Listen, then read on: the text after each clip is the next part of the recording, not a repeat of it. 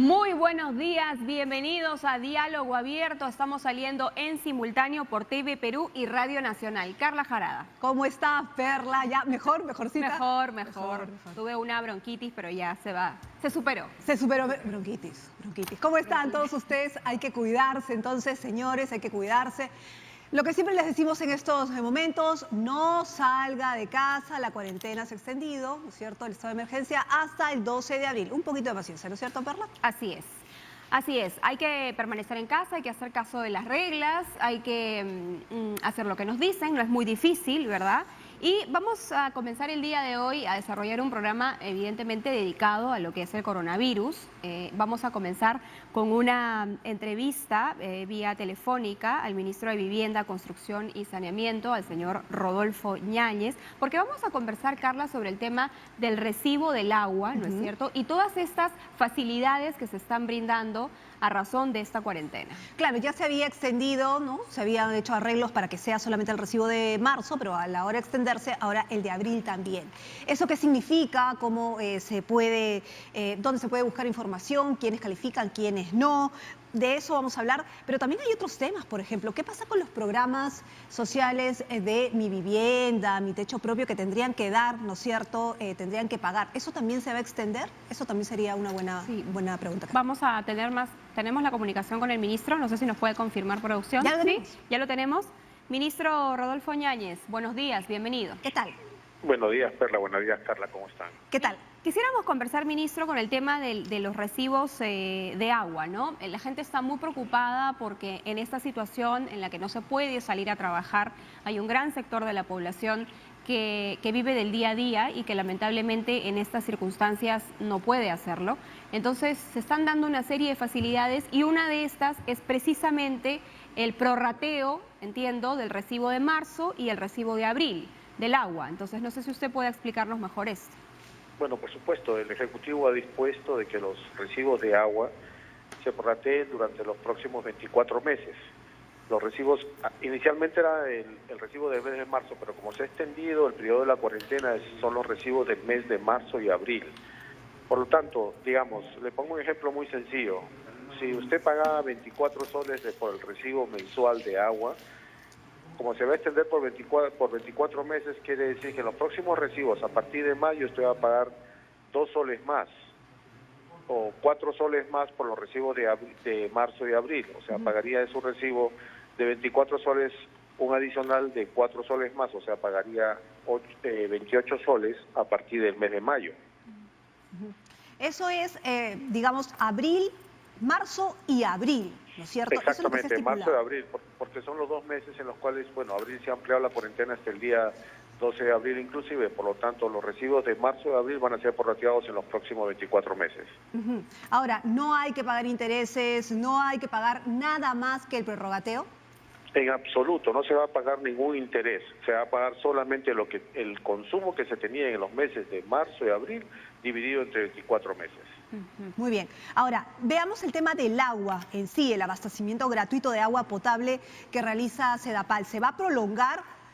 ¿Hasta cuándo se va a prolongar? Porque, claro, algunos pueden tener agua, se puede prorrogatear los recibos, pero hay lugares donde no llega el agua, donde llegan en cisternas. Entonces, ¿cómo se va a desarrollar la situación? Claro, un gran porcentaje de la población, ministro, no cuenta con este servicio que es básico y se hace imperioso justamente en esta situación, ¿verdad? En la que se nos dice, lávense las manos cada hora, durante 20 segundos, hay que mantener cierta higiene también en casa. Entonces, ¿cómo se está atendiendo a estos sectores que no cuentan con el servicio de agua potable?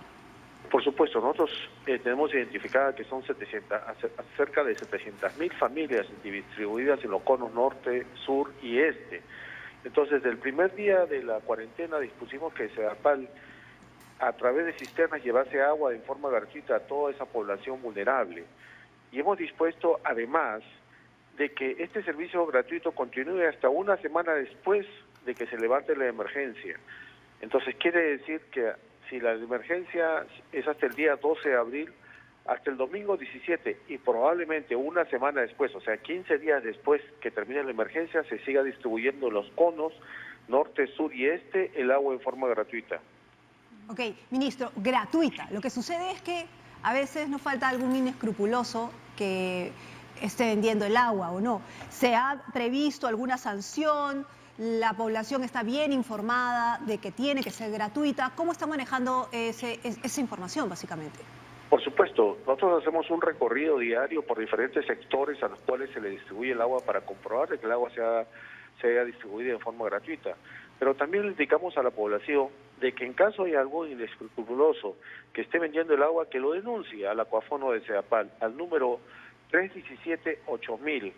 Lo que tiene que hacer es, y repito el número, 317-8000, y lo que tiene que hacer la población es tomar el número de placa del camión y denunciarlo. Pues Sedapal tomará las acciones debidas contra ese conductor. Nosotros distribuimos el agua en forma gratuita y les pagamos a las cisternas para que lo hagan. Por lo tanto, nadie debe vender el agua. Y eso lo estamos haciendo un recorrido diario por diferentes asentamientos humanos, verificando que es agua e informando a la población de que el agua debe ser distribuida de forma gratuita.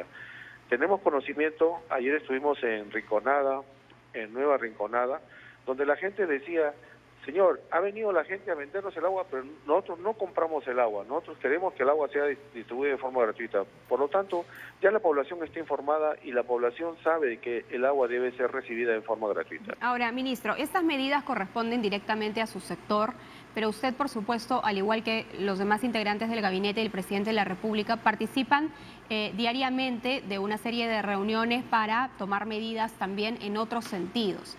Y yo quisiera enfocarme en el tema de qué otras ayudas, qué otros aplazamientos, así como en el tema del recibo del agua que se va a prorratear en 24 meses, pero qué otras medidas, qué otros aplazamientos también se están tomando en cuenta en esta situación de emergencia sanitaria y que finalmente va a servir para que la gente no se angustie por no tener dinero para pagar y tenga un poco más de disponibilidad en el bolsillo.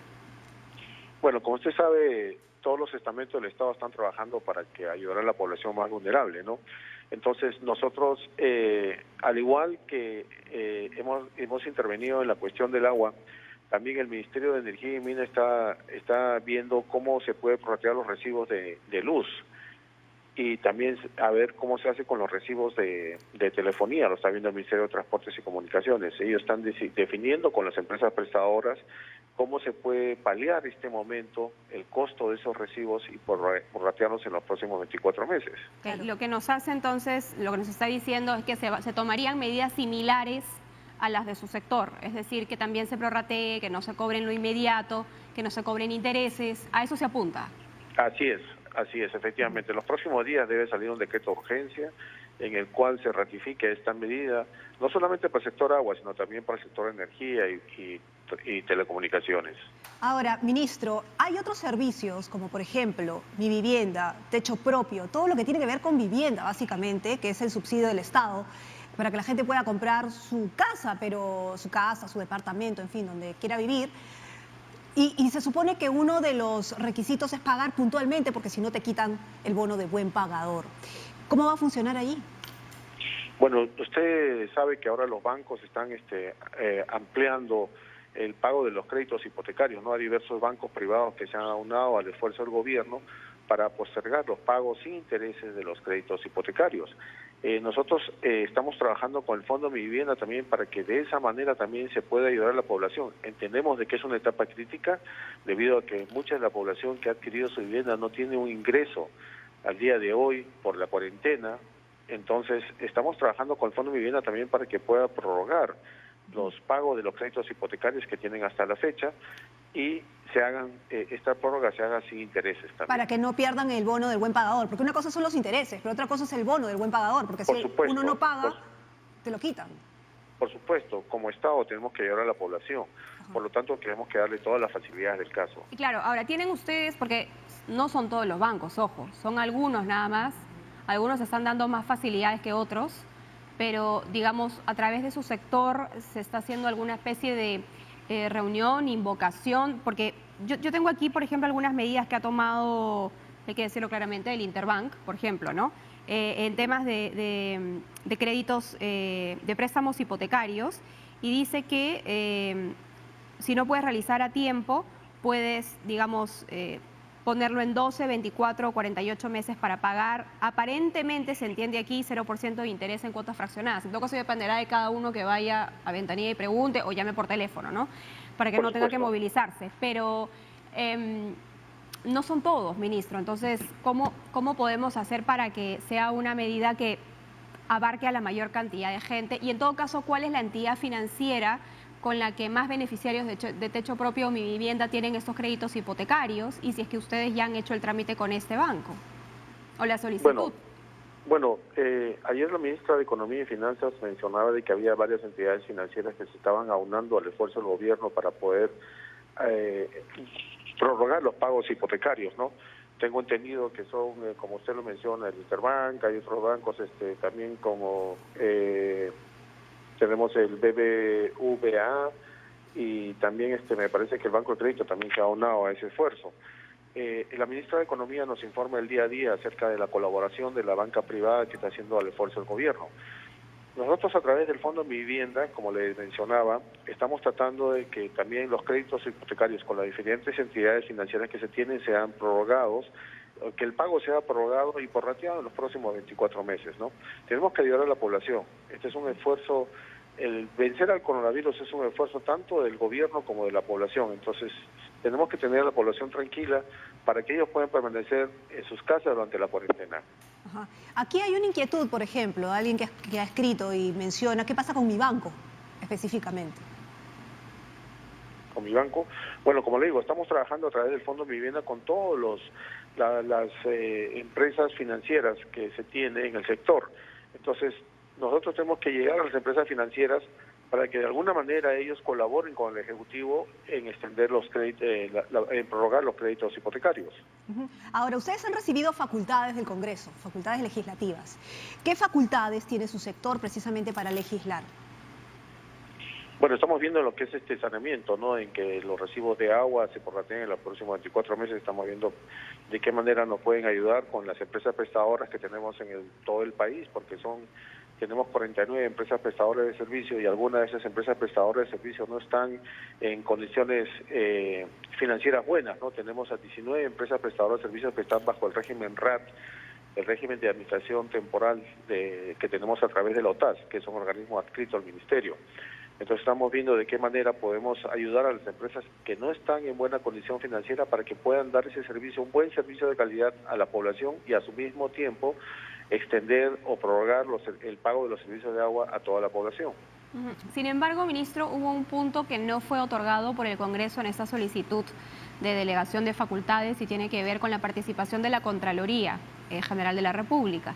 Entendemos que se está preparando un proyecto de ley nuevamente, tal cual lo anunció el presidente de la República, para conseguir finalmente que el Parlamento delegue esta facultad también. ¿Cuáles serían los lineamientos de este proyecto de ley y cuándo sería presentado? Bueno, tengo entendido que fue presentado el día de ayer el proyecto de ley en el cual el presidente lo manifestó durante la conferencia de prensa del día de ayer, que la Contraloría debe hacer un control concurrente a todas las acciones que está realizando el Estado, digamos, en compras, en acciones que estamos tomando, para que la Contraloría haga un control paralelo a las acciones que se están tomando, ¿no? Eso se llama el control concurrente, no esperar a que se termine todas esas acciones para que la Contraloría entre a revisar, sino más bien lo haga de forma paralela a las acciones que se van tomando. Ministro, cuando usted mencionó el tema de Sedapal, que iba a haber abastecimiento de agua gratuita y qué sé yo, y dijo que había aproximadamente 700.000 familias, me parece, en los conos, está hablando de los conos en Lima, pero ¿qué pasa a nivel nacional, por ejemplo, con algunos lugares que son más recónditos y no hay servicios?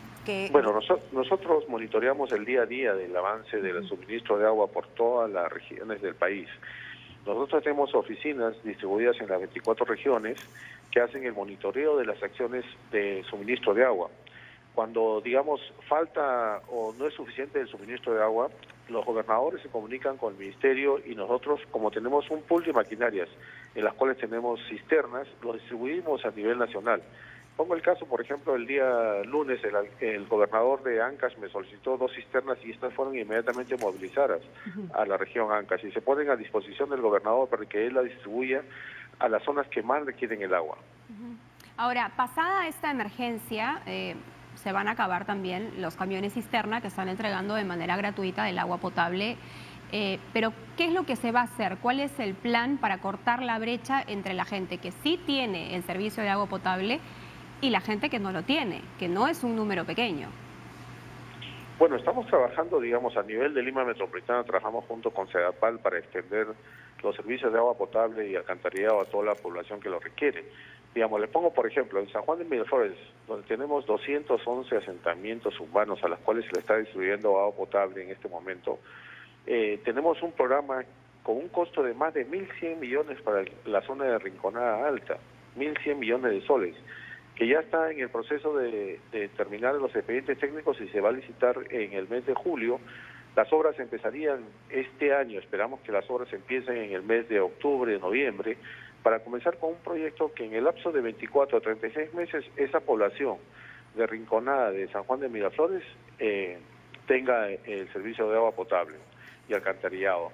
Y estamos trabajando a través del programa, digamos, del Ministerio de Vivienda, el programa de agua segura para Lima y Callao, diferentes zonas, como Bayóvar, como Manchay, tenemos San Juan de Lurigancho, Huarochirí, tenemos diferentes zonas en las cuales estamos ampliando la distribución o las redes para distribución de agua de calidad a esas zonas. Muy bien. Muchísimas gracias, ministro Yáñez, por haber accedido a comunicarse con nosotros y explicarnos un poco cuál es el trabajo que está haciendo su sector justamente en esta etapa de emergencia por el coronavirus. Muchísimas gracias, muy buenos días. Muchísimas gracias. Vamos de inmediato ahora con información en vivo. Nuestro compañero Eric Guerrero se encuentra con el alcalde de Lima, Jorge Muñoz. Eric, buenos días, adelante. Muy buenos días. Carla, Perla, ¿cómo están? Muy buenos días. Efectivamente, estamos en Villa El Salvador, en un despacho temprano. Vimos cómo la gente estaba en este punto de venta descentralizada de alimentos de primera necesidad para poder enfrentar este coronavirus y evitar que salgan mucho a la calle. Estamos aquí con el alcalde de Lima, Jorge Muñoz, para que nos explique un poco. Alcalde, ¿cómo está? Bienvenido a TV Perú.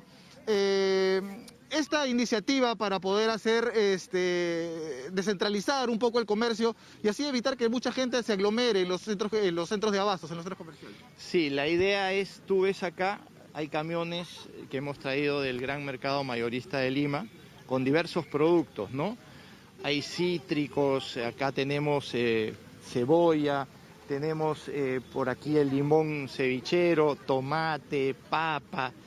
Inclusive se ha sumado algunos otros productores, como por ejemplo polleros, hay pescado.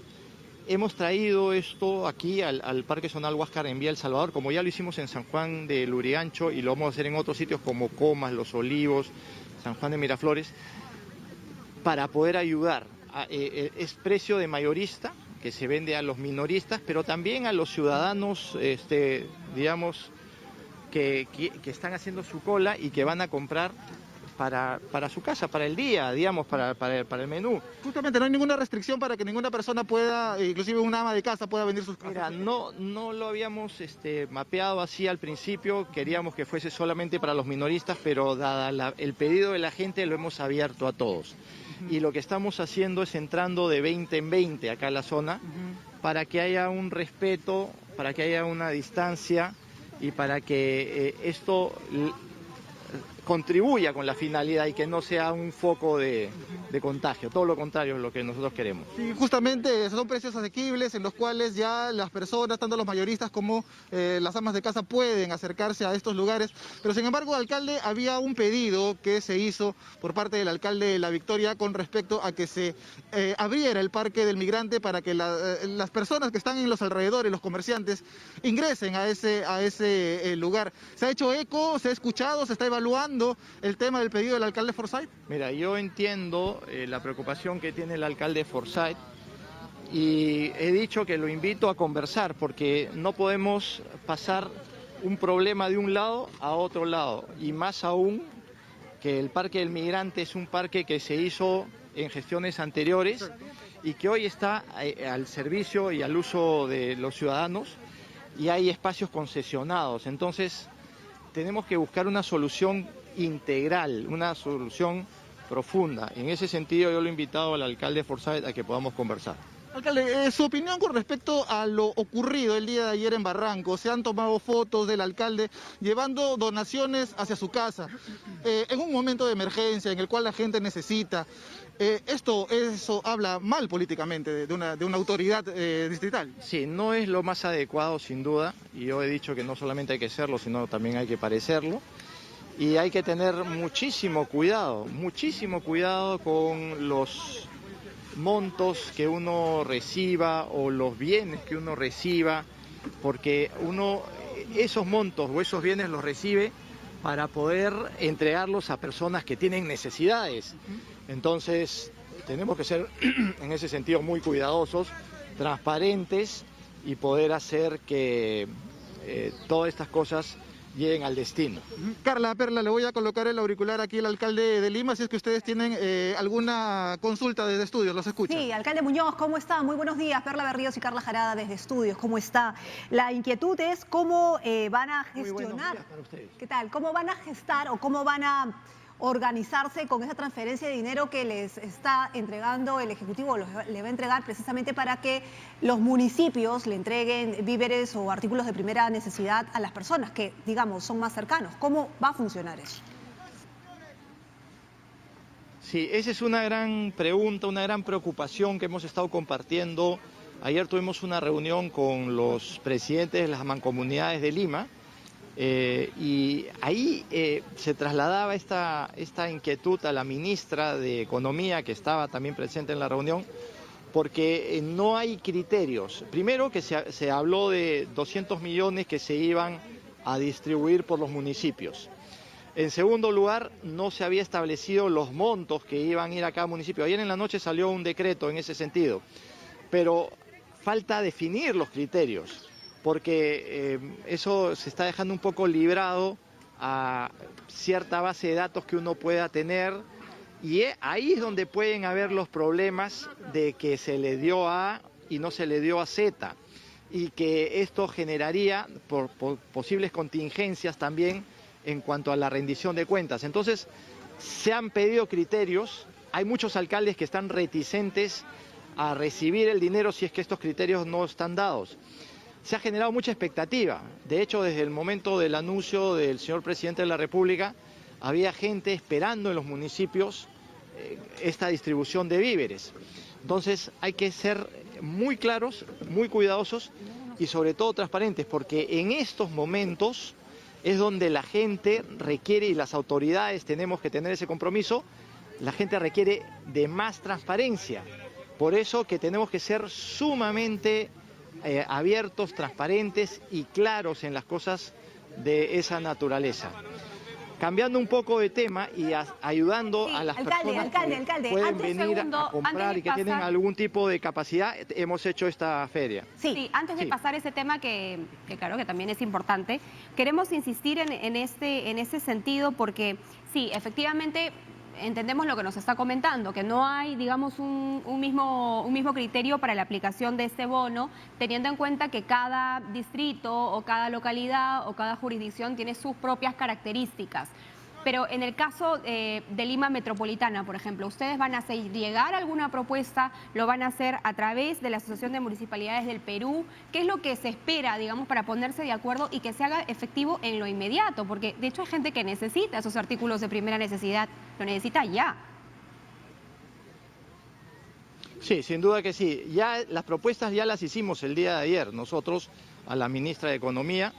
En la reunión no solamente estuvo presente cada uno de los presidentes de las mancomunidades, sino también el presidente de la Asociación de Municipalidades del Perú, y hemos discutido sobre estos temas y los hemos puesto sobre la mesa.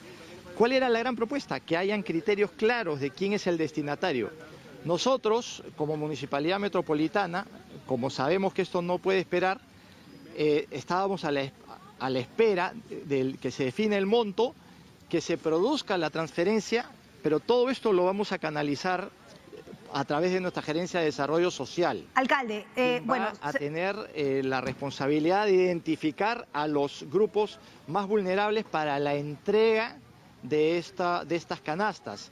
Pero una de las preguntas que nos hacemos o que nos hacíamos, ¿Qué cosa debe contener una canasta? ¿Cuántas cosas, cuántos bienes, por valor de cuánto tiene que ser cada canasta? Y son cosas que los ciudadanos tienen una expectativa muy grande, porque para el ciudadano A una canasta puede ser importante si tiene 4 productos, pero para el ciudadano Z puede ser necesario que tengan más productos. Entonces, esos detalles... Ahora, coincido con ustedes que no puede esperar una eternidad esto, ¿no?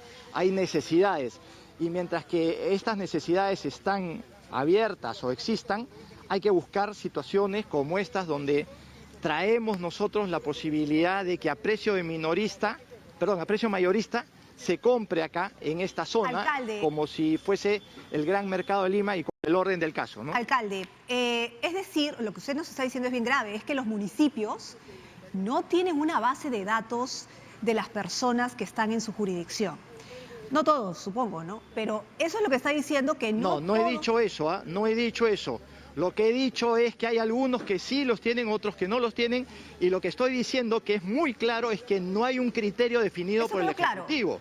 Y eso es donde tenemos nosotros que tener mucho cuidado porque el día de mañana uno recibe, le entrega A o le entrega Z con relación a la base de datos que uno tiene en el municipio, y ese podría no ser el criterio del Ejecutivo. Entonces hay que tener precisiones claras. Una de las cosas que usted ha mencionado es que hay algunos alcaldes que se encuentran reticentes de recibir el dinero porque efectivamente no van a tener este mecanismo de protección, digamos, a la hora de la rendición de cuentas.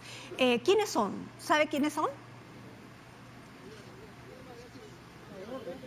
Hay algunos que se han manifestado en ese sentido, pero no me corresponde a mí estar abriendo una lista en este momento. No es un momento de generar divisiones, es un momento de hacer cosas para que las personas estén debidamente atendidas. Es que se lo pregunto... Y hay que estar en la cancha, hay que jugarse el partido. Se lo pregunto porque cada obviamente... uno responderá por sus actos, cada alcalde responderá por sus actos. Si me permite, alcalde, si me permite preguntarle... se lo pregunto porque no todos los distritos tienen la misma población, no tienen las mismas características. Algunos están más flanqueados por leyes de protección, digamos, o tienen padrones o no. Por eso se lo pregunto básicamente, para tener cuidado en ciertos lugares. O sea, Lima no es igual que un pueblo al interior en la provincia. Es decir, hay sus diferencias y por tanto la repartición del dinero también que ha sido destinado para las municipalidades por un tema de número de población también será distinto. Es decir, no es para dividir, es más bien para trabajar en puntos específicos, por eso se lo preguntaba. Precisamente porque hay que trabajar y tener claro qué hay que hacer, se necesitan lineamientos. No hay lineamientos que se hayan establecido con toda claridad. Por ejemplo, hasta el día de ayer no se habían producido las precisiones de cuánto se iba a distribuir a cada municipio y en razón de qué. Otra de las cosas es que tampoco se había dicho a dónde debían estar destinadas estas canastas, qué deberían contener, o si es que a la persona que recibió el bono de 380 soles también se le tiene que dar la canasta, o si el criterio del Ejecutivo es que esto sirva para ampliar al que recibió el bono, ya no se le da la canasta. Esas son cosas que son legítimas, que se planteen y se han planteado el día de ayer, y hay que buscar que muy rápido vengan las instrucciones. Alcalde, para poder trabajar y poderle dar a las personas lo que corresponde. Sí, entendemos entonces que lo han dejado un poco a criterio libre y lo que están pidiendo es que haya una especie de regulación o una misma idea, ¿no es cierto?, sobre qué es lo que se va a distribuir y de qué forma. En el caso de Lima Metropolitana, usted tiene, por ejemplo... ¿Y sabes por qué? ¿Sabes por qué es esto? Simple y sencillamente porque cuando se deja esto a la libre regulación, ahí es donde pueden comenzar los problemas. Ahí es donde alguien de repente dice, bueno, yo voy a comprar no a precio de mayorista para poder armar las canastas, sino me voy a un supermercado de un lugar mesocrático y compro ahí. Como lo que ha pasado también con el alcalde de Barranco, podría generar un desbalance. Llevado víveres a su casa. Por eso hay que ser muy cuidadosos. Hay que ser muy cuidadosos. Creo que la expresión que hemos tenido es una expresión legítima, y en ese sentido yo invoco a que en este momento donde necesitamos ser todavía más transparentes, busquemos el exceso de transparencia, porque hay personas, hay ciudadanos que están esperando por esa gran necesidad que el Estado llegue a donde ellos, no solo con un bono de 380 soles, no solo con víveres, sino con otros elementos que permitan que en esta época de una crisis sanitaria podamos nosotros vencer esta crisis sanitaria y que podamos además protegernos y cuidarnos, porque esa es la gran finalidad. Tenemos que protegernos y cuidarnos para que el virus no se siga expandiendo. Correcto. Hay en el caso muchos de mecanismos Lima que se pueden establecer y en ese sentido estamos comprometidos a que los mecanismos puedan llegar a los ciudadanos que son los destinatarios de estas cosas. En el caso de Lima, ¿usted tiene sí un padrón? ¿Sabe más o menos cuántas son las personas o las familias? Sí, tenemos un padrón. ¿De cuánto estamos hablando? ¿De cuántas personas o Tenemos familias? Tenemos un padrón correctamente establecido, tenemos varias familias que tenemos mapeadas, que son fundamentalmente las familias que están en las zonas más carenciadas del centro, del cercado, y esto está en manos en estos momentos de nuestra Gerencia de Desarrollo Social. Pero lo que no se sabe es lo que he explicado previamente, entonces ahí es donde hay un vacío y hay que precisar las cosas para que después el día de mañana no digan se compró mal, se gastó mal o se hizo mal las cosas. Quedó clarísimo, alcalde. Muchísimas gracias por haber accedido a conversar con nosotros. Lo dejamos porque gracias, sabemos que con está ustedes trabajando. también. Muchísimas gracias, el alcalde de Lima, el señor Muñoz. Claro, es importante entonces que esto quede claro, ¿no es cierto? Para que no haya margen de que las cosas no resulten como se quiere, que la ayuda llegue efectivamente a la gente que lo necesita. Vamos a hacer una pausa comercial y regresamos con más información en Diálogo Abierto. Recuerde que estamos en simultáneo por TV Perú y por Radio Nacional 103.9. Volvemos.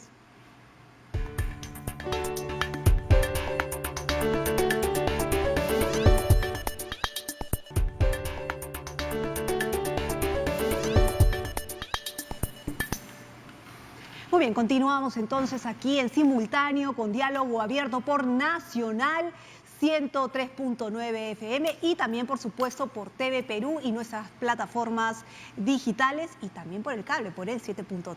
Tenemos ahora una comunicación vía Skype con el alcalde de La Molina, Álvaro Paz de la Barra, quien es además presidente de la Asociación de Municipalidades del Perú, AMPE. Buenos días, alcalde. Alcalde, ¿qué tal?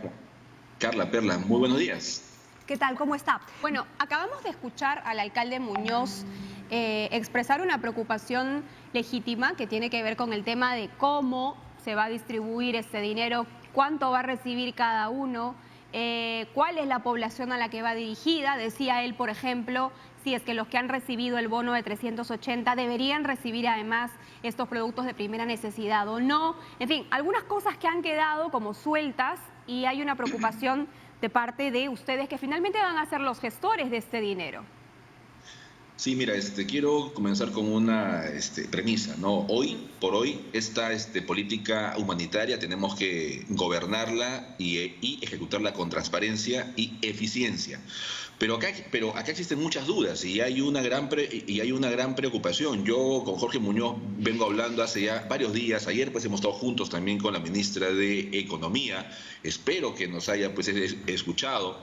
También ayer se ha comunicado conmigo la directora de la Comisión Multisectorial contra la lucha del COVID-19, en el sentido de que como quiera que hay una gran preocupación porque hay un vacío, ¿no? O sea, ya hay una gran expectativa, ¿no? A raíz de estos 213 millones de soles, y como quiera ya hay un derecho exigible, pero lo que no se ha clarificado y lo que no se ha precisado son varias cosas. ¿A qué público vulnerable va a ir? En efecto, o sea, si va a ir a los que han recibido o no los 380 soles, ¿no? ¿Cómo es que lo vamos a hacer? ¿Cuál es el protocolo? ¿Cuál es la guía? Cuando yo hablaba con la secretaria ayer de la Comisión Multisectorial, me dijo, vamos a hacer una guía genérica con lineamientos genéricos y vamos a dejar discrecionalidad a los alcaldes. Pero nosotros los alcaldes tampoco no nos pueden tirar toda la responsabilidad. Lo que yo ayer le pedí a la ministra de Economía que traslade esto al Consejo de Estado es que la responsabilidad sea compartida. O sea, Acá yo les cuento algo que es interesante. Nosotros tenemos las ULE, que son las unidades locales de empadronamiento, ¿ya? Y estas ULE nosotros las actualizamos y las enviamos al sector, vale decir, al Ministerio de Desarrollo e Inclusión Social. ¿Para qué nació este ministerio? Para justamente atender los programas sociales y para que ellos lo ejecuten y nosotros Alcalde, únicamente ayudamos. sí, alcalde. Ahora, si hablamos de responsabilidades, porque usted ha mencionado que quiere que la responsabilidad sea compartida, digámoslo así, ¿no? Porque, obvio, tienen temor a que luego se les vaya a juzgar o abrir proceso precisamente porque no se pueda justificar el gasto, el gasto finalmente de las compras. Pero hay una cosa, si me permite terminar la pregunta, por favor. El Congreso le acaba de delegar facultades al Ejecutivo, ¿no es cierto? El Ejecutivo toma decisiones en base a un registro que es como que usted menciona, del MIDIS. Entonces, ¿cuál es la responsabilidad de los alcaldes y de los gobiernos regionales en una época en que están luchando por la descentralización? Es decir, ¿cuál es la responsabilidad de ustedes en esos momentos? Y termino, porque usted habla de los padrones, pero no es responsabilidad de cada municipio o de cada región tener un padrón, ok, en coordinación con el MIDIS, pero ustedes no deben tener su propio padrón de saber cuántas personas tiene su localidad precisamente para gestionar los recursos que tienen ya de por sí no en emergencia. O basándose también en información que tiene el Instituto Nacional de Estadística, ¿no? Que también debe estar distribuida por jurisdicciones. Así es, ahí le comento y es muy importante y muy sensata pues esa duda, o sea, que es pregunta. Nosotros tenemos únicamente a los que son pobres y pobreza extrema. Le comento, en mi distrito hay 2.636 pobres y pobres extremos. Pero esta subvención no solamente tiene que ir dirigida a ellos. Hay una población, según la particularidad de cada localidad. Por ejemplo, la mía, tengo un gran grueso de jubilados que ganan menos de 500 soles. Claro. Entonces tendríamos que atender con esos 100.000 soles que le han dado al municipio, o con 50.000, o con 200.000, atender justamente una población vulnerable per se en sí, pero que también una población vulnerable que no está dentro del marco legal. Entonces, por eso lo que se requiere es que se precise y especifique, pero que además hay algo muy importante, o sea, dejar a la libre discrecionalidad en cuanto a la ejecución de la compra y entrega de estos víveres o estas canastas básicas. Acá hay un tema que sí va a ser un poco complicado a posteriori. ¿Y esto por qué? Porque acá no es el tema cuantitativo, sino acá es el tema cualitativo, o sea, que es la calidad del producto que va a llegar. El Estado, o sea, el gobierno debe definir, ¿no? Un régimen alimenticio, nutricional, porque si no nosotros vamos a comprar Claro. únicamente arroz y vamos a dar arroz. No, entonces el gobierno tiene que fijar las reglas claras en este asunto y nosotros estamos para apoyar, pero ese apoyo también tiene que ir de la mano con el apoyo también de las Fuerzas Armadas, Alcalde. porque vamos a crear una convulsión social. Claro, ahora usted habla, por ejemplo, de los jubilados, que está muy bien enfocado ese sector. ¿Qué pasa también, por ejemplo, con los independientes? Los independientes que viven del día a día, que de pronto no pertenecen a esa población de pobreza, pero es gente que en este momento no está generando ingresos y según le entiendo entonces tampoco habría un registro de ellos. Así es, mira, nosotros los distritos con los pocos escasos recursos humanos que contamos hoy por hoy, porque todo se ha reducido por el aislamiento social, estamos saliendo a la cancha para determinar, ¿no?, los que son independientes, dependientes, jubilados, habilidades diferentes, ¿no?, pobreza extrema. O sea, todo esto ha cambiado. Lo que nosotros como Estado en sus 3 niveles teníamos ya bien planificado. O sea, hoy por hoy hay una población vulnerable, parte de la dinámica social de este estado de emergencia, que es, vale decir, aquellas personas que viven el día a día, y nosotros tenemos que atender ello, pero con ese presupuesto. Por ejemplo, acá en mi distrito, que yo tengo que repartir más de 17.000 canastas para 17.000 familias, Va a ser complejo, lo vamos a tener que hacer porque estamos haciendo alianzas con la actividad privada, estamos también sacando nosotros recursos para atender. ¿Por qué? Porque la gente, cuando se ejecute esto, va a haber una suerte de discriminación, y eso lo que puede generar es una revuelta social. Además, también hay que entender un tema importantísimo, que es el proceso migratorio. En cada distrito de Lima existen hermanos venezolanos que viven también del día a día. ¿Qué cosa va a pasar con ello? En los últimos días se ve una corriente que ya se viene viralizando, que es de que ellos ya no van a esperar hasta mañana y van a salir a las calles. Entonces, por eso que acá lo que se requiere es trabajar los tres niveles de gobierno. Alcalde, ¿usted tiene algún padrón en su municipalidad? Sí, mira, nosotros somos un distrito que lo tenemos actualizado, y eso muy bien lo sabe MIDIS, pero únicamente son pobreza y pobreza extrema, 2.636. Lo bueno que previsorios, nosotros en abril del año pasado hicimos un censo interno, por eso que sabemos que tenemos que atender a 17.000 familias, jubilados, etcétera, ¿no?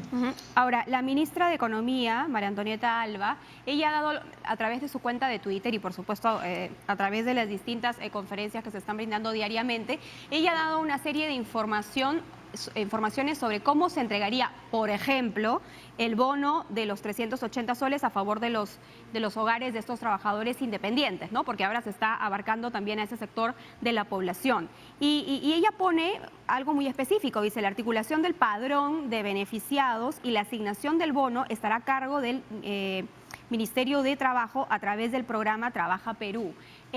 Digamos, ¿a qué sector apuntan ustedes como para tener estos padrones? ¿Trabaja Perú podría también nutrirlos a ustedes con información como para saber en cada jurisdicción también y poder determinar a quién le corresponde, no le corresponde esta canasta? ¿O es que esto queda básicamente en manos de cada municipio y lo que ustedes están solicitando es más tiempo para empadronar? Mira, es que lo que pasa es que también empadronar implica recursos humanos. Lo bueno que somos un distrito que sí está potente pues en el tema financiero. A mí me preocupa Lima Sur, Lima Norte, Lima Este, el Perú.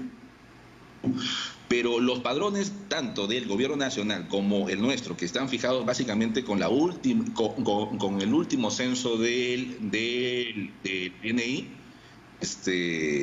están desactualizados. Entonces tenemos que hacer nosotros una labor titánica pues en ese sentido.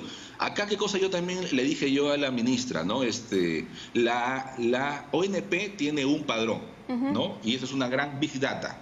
¿Por qué no traslada ese padrón de jubilados, de tanto de la 19.990 o la 2530, a cada distrito para nosotros hacer un poco más fácil identificar ya casa por casa en donde se encuentran los jubilados que ganan menos de X soles, ¿no? Entonces, esa es una ayuda compartida. O sea, yo por eso cuando digo acá es una responsabilidad compartida, no echen toda la pelota al alcalde, porque lamentablemente, ahora, primero, la discrecionalidad que puede generar pues una imperfección en cuanto a ese sistema. Voy a jalar un poquito más la pita, pero esa discrecionalidad, yo entiendo cuáles pueden ser sus temores, pero esa discrecionalidad no va por una buena fe también por parte del gobierno, de no pensar que sus alcaldes en pleno estado de emergencia van a actuar mal. Es decir, si ustedes tienen un padrón o no lo tienen, pueden cruzar información con el MIDIS, o sea, hay modos de cruzar información para saber cuánta gente hay en su distrito, digámoslo así. Hay comedores populares, hay organizaciones sociales, es decir, hay forma de cruzar información para saber a quién llegar y cuál es la población realmente vulnerable. Digamos, usted como alcalde sabe cuáles son las poblaciones vulnerables. Entonces, así como lo sabe usted, lo sabe el de Pueblo Libre, lo sabe el de Miraflores, lo sabe... Es decir, cada quien no le toca hacer su chamba. Y no pensar, digamos, en, ay, me preocupa el otro distrito, me preocupa el otro distrito. No, mejor empecemos haciendo cada uno su chamba. Y es ahí donde entra el principio de discrecionalidad, entendiendo que puede haber problemas. Pero el que no haya hecho un acto de corrupción, obviamente no va a ser juzgado en ese principio de buena fe, ¿no? Sí, mira, o sea, es que lo que pasa es que no estamos en una situación de normalidad en donde estamos con el 100% de nuestro personal. Tanto más que aún a nivel estatal no todo se encuentra en esa gran Big Data. Entonces lo que hay que hacer es mucho muestreo de campo. Y, o sea, hay distritos como el mío que acá tenemos las cosas claras, pero que lo que pasa es que también tengo que ser solidarios, más aún que yo soy presidente AMPE, recibo llamadas de todo el Perú, así, de todo el Perú, ¿no? Y hay quejas que su población vulnerable no ha sido beneficiada de esos 380 soles. Acá lo que me preocupa es de que en la guía que tiene que establecer lo más pronto posible, el gobierno diga, los que han recibido los 380 soles ya no van a recibir víveres. Entonces, claro, cuando vayamos a una zona, ¿no? Y no le demos los víveres sobre la base de que el gobierno no nos ha dado ese padrón, ahí va a haber problemas. Por eso, cuando tú hace unos minutos referiste que ya nos encontramos en plena descentralización, y en efecto, desde el año 2003, pero lo que me parece curioso es que los gobiernos locales no tenemos un asiento, no tenemos voz ni voto en la mesa multisectorial. Eso es lo que ustedes han pedido, ¿verdad? En una carta dirigida a la presidencia del Consejo de Ministros, es decir, que se pueda considerar su participación presencial o virtual justamente en la Comisión Multisectorial de Alto Nivel encargada de la prevención, de la protección y el control de COVID-19. Así es, y esto, o sea, que esto no es una queja, sino estamos en pleno proceso de descentralización y hay que ser coherentes con esa plan de acción. Entonces, es importantísimo de ineludible cumplimiento que el gobierno, o mejor dicho, que la PCM incluya tanto a Jorge Muñoz, que es lo que yo he propuesto a nivel de Lima, y a mí como presidente para recoger todo el sentir y hacer las cosas más rápidas, porque acá lo que va a pasar es que nos vamos a demorar días y el hambre no espera. Claro que Muy bien, nos tenemos que ir, pero yo no le puedo dejar de preguntar sobre el cierre de las fronteras distritales, alcalde. ¿Cómo vamos con eso? Porque según algunos especialistas eso es totalmente inconstitucional. Sí, mira, bueno, eso fue un hecho que se produjo pues el día lunes, ¿no? Y era parte de una estrategia comunicacional.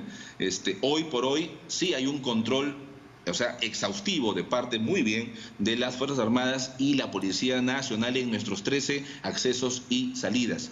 Acá hay un balance, ¿no? Que de hecho que hay cosas que hay que ser reservados, pero acá no hay, aún no llega el COVID-19.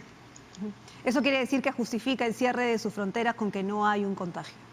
No, es que lo que pasa es que yo ya creo que posterior a esto ya va a haber un balance de cuáles medidas han sido beneficiosas para contener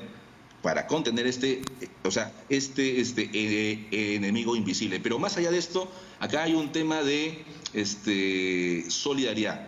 Que no invadan nuestras vidas este gran enemigo invisible que es la indiferencia. Por eso que esta política humanitaria que está dictando el gobierno es sumamente potente, pero lo que hay que hacer es que sea eficiente, pero sobre todo transparente.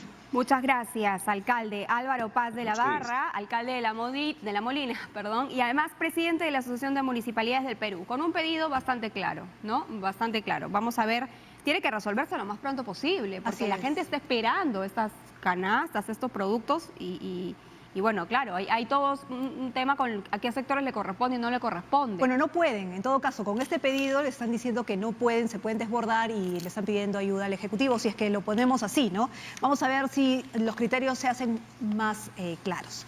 En todo caso, vamos a cambiar de tono de la información, porque queremos relajarnos un poquito, porque en medio de esa emergencia, en medio del confinamiento, en medio de la cuarentena, hemos descubierto en nuestra ciudad cosas muy lindas que antes no veíamos, ¿no? Gestos muy bonitos de personas, algunos artistas, otros aficionados al arte, pero lo importante es que están regalándonos un poco de lo suyo, de lo mejor que saben hacer, de lo bonito que saben hacer, y eso está levantando la moral de nuestro país y está siendo determinante en momentos en los cuales todos nos sentimos amenazados por un enemigo que es común, que es este virus. Parece ser que cada cierto momento, ya tenemos hasta ahora establecida, 8 de la noche, ¿no? Todos nos ponemos a esperar en nuestras ventanas, ¿no es cierto?, que salga Daria Semoneva, soprano rusa, para que nos deleite con su talento. Y justamente la tenemos enlazada telefónicamente. ¿Cómo estás? Muy buenos días. Hola, tal, Daria. Carla? ¿Qué tal, Perla? Hola, buenos días. Hola, ¿qué tal? Te proponemos un ratito primero escucharte y verte en un video para compartir con todos, para que sepan de lo que estamos Ah, ya. hablando. Ok, muchas gracias. Vamos a ver.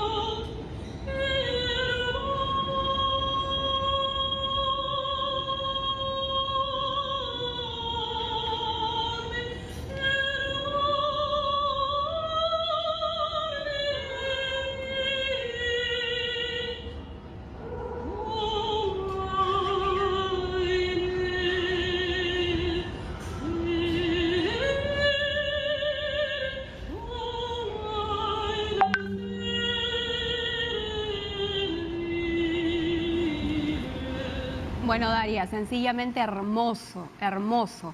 Cuéntanos un poco sobre ti. Entendemos que justamente este año entraste al conservatorio. Sí, justamente, bueno, curiosamente entré este año y bueno, es el año supongo más difícil para los alumnos. Sí, claro. Porque no podemos comenzar las clases, ¿no? Muchos están a la espera de Ajá. esto. Pero cuéntanos tú, ¿cuántos años tienes? ¿De dónde eres? Cuéntanos un poco sobre tu vida para conocerte. Bueno, yo soy de Rusia, de Moscú, y vivo en Perú hace 6 años. Me casé con un peruano y bueno, por eso estoy acá. Y bueno, yo realmente tengo otra educación superior, ¿no? Soy sinóloga, soy científica, y bueno, pero siempre estaba inclinándome mucho al arte, a la música especialmente, y acá también hacía un poco de música popular, flamenco un poco, porque me llamó mucho la atención también este arte, y finalmente, con el nacimiento de mi hija, en verdad descubrí que bueno, que no puede vivir sin la música clásica porque son como vibraciones más altas, ¿no? Que te elevan, y por eso estoy haciendo lo que estoy haciendo, ¿no? Finalmente estoy comenzando mis estudios. ¿Y qué es lo que te motiva, Daria, a dar estos conciertos maravillosos desde tu departamento en Barranco? ¿Por qué lo haces? Bueno, comenzó como un reto para mí, ¿no? Porque fue como una propuesta de la vecina. Yo creo que jamás lo haría yo misma porque soy muy tímida.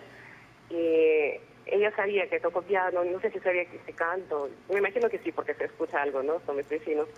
Y bueno, es un reto de compartir lo que yo sé, ¿no? Y todavía no soy profesional, entonces es un poco complicado para mí, ¿no? Como que cada vez tener un repertorio, ¿no? Y también llevarlo, ¿no? Con cierta actitud profesional, ¿no?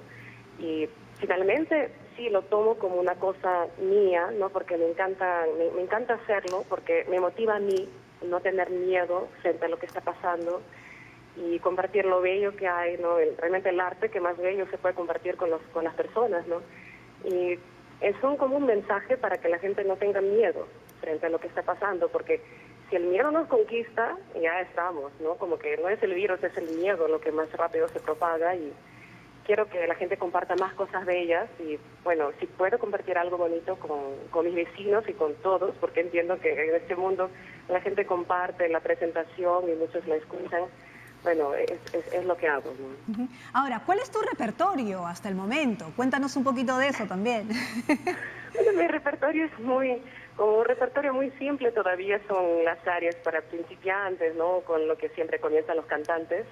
Soy mezzo soprano, por si acaso, ¿no? Porque dicen que soy soprano, y bueno, algo de Mozart, mi área de Bach, ¿no? La primera que canté, con la que postulé al conservatorio y al coro nacional también. Y sí, bueno, a veces canto como pienso cantar algunos romances rusos, ¿no? De repente algo de la música ya de Perú, ¿no? Del mundo, ¿no? Algunas canciones más populares, pero igual seguir haciéndolas con la voz de ópera, ¿no?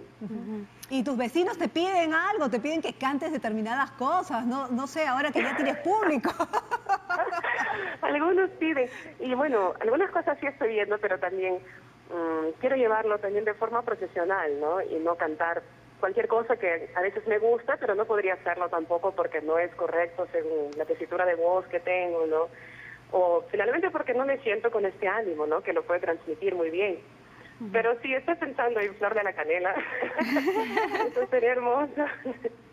Ahora, este virus, Daria, amenaza no solamente a nuestro país, evidentemente, el lugar donde te toca estar por amor, sino también bueno, a todo el mundo, en realidad literalmente a todo el mundo. Sí, Y me quiero referir un poco a lo que está pasando tu país de procedencia también, en Rusia, donde entiendo que ya se han registrado más de 1000 casos de coronavirus y no sé si son 3 o 4 personas las que han fallecido hasta el momento. ¿Cómo lo estás viviendo tú a la distancia y por supuesto, cómo se encuentra tu familia?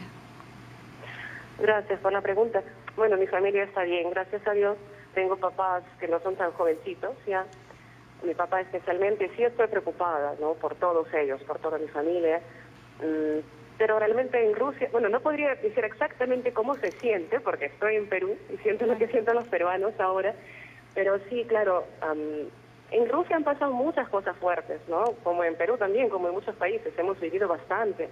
Y entonces, el coraje es como el mayor arma, ¿no? El coraje, la fe, el amor y no rendirse frente al miedo, porque cada día vimos las noticias y todo lo que leímos es la muerte del virus, y realmente si vamos a vivir así, yo creo que no haremos nada bueno, ninguna contribución para que las cosas mejoren, ¿no?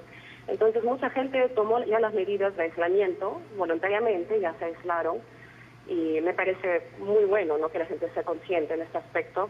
Pero lo más importante es el ánimo. Como creo que en mi caso hablamos más de, no tanto de las medidas preventivas, sino que de cómo enfrentarlo, ¿no?, de otra forma, ¿no?, desde nuestro interior. Y sí, la gente no quiere caerse, ¿no?, en esa onda de tener miedo de salir a la calle, ¿no? Y eso es Tomamos precauciones, pero tranquilos. Y eso es importantísimo lo que tú mencionas, porque parece ser que le has abierto el corazón a todos tus vecinos. Una de tus vecinas fue la que nos ha enviado el video.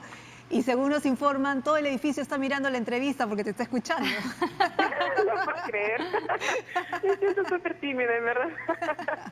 Gracias a todos ellos. No, sí, son un amor, porque querer escuchar así la música, querer aplaudir, estar ahí, me parece súper bonito. Yo como artista me siento muy feliz. Gracias a todos. Y asumimos que lo vas a seguir haciendo, ¿verdad? Sí, estoy trabajando en ella, porque bueno, estoy con mi hija en la casa, también mi esposo ayuda un montón para que yo pueda también practicar y preparar algo nuevo, pero es un poco difícil, ¿no? Como no tengo mi maestra así conmigo en las clases, entonces es un reto, sigue siéndolo. ¿Y qué es lo que piensas, bueno, una vez que se pueda ir a las clases del conservatorio, qué es lo que piensas conseguir en esa etapa de aprendizaje que pretendes iniciar en cuanto se pueda? Bueno, yo espero por fin tener el giro profesional a las cosas, ¿no? Ser cantante y no solamente ser aficionado, porque es hermoso, ¿no?, de lo que estamos hablando, pero sabemos también que para hacerlo realmente también, bueno, para llegar a los corazones hay que también ser un buen profesional, porque si no, no voy a poder cantar un niño sola, ¿no? Y son herramientas necesarias para poder expresar lo que siento. Muy bien, Daria. Muchas gracias por compartir con nosotros tu experiencia, por levantar el ánimo, ¿no es cierto?, cada noche con esos conciertos maravillosos desde tu departamento.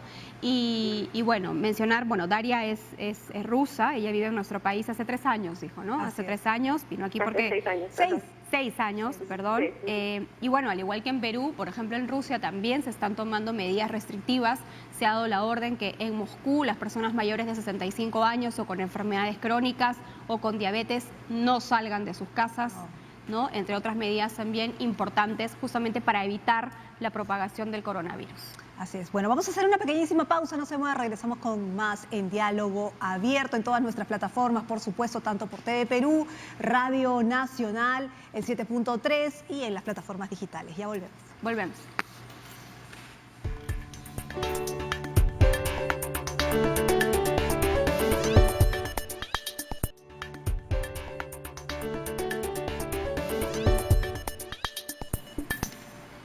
Bueno, seguimos en Diálogo Abierto y siempre recordándoles, señores, que por favor no salgan de su casa, quédense en su casa, hashtag yo me quedo en mi casa. Sobre todo ustedes que pueden, de alguna manera siempre hay alguien que puede salir, hacer las compras y regresen por el bien no solamente de usted, no solamente de su familia, obvio, sino por el bien de todo el país. Y porque además, y esto hay que decirlo porque hay mucha gente que no lo está acatando, hay más de 20.000 detenidos justamente porque no están respetando las medidas restrictivas que se han impuesto.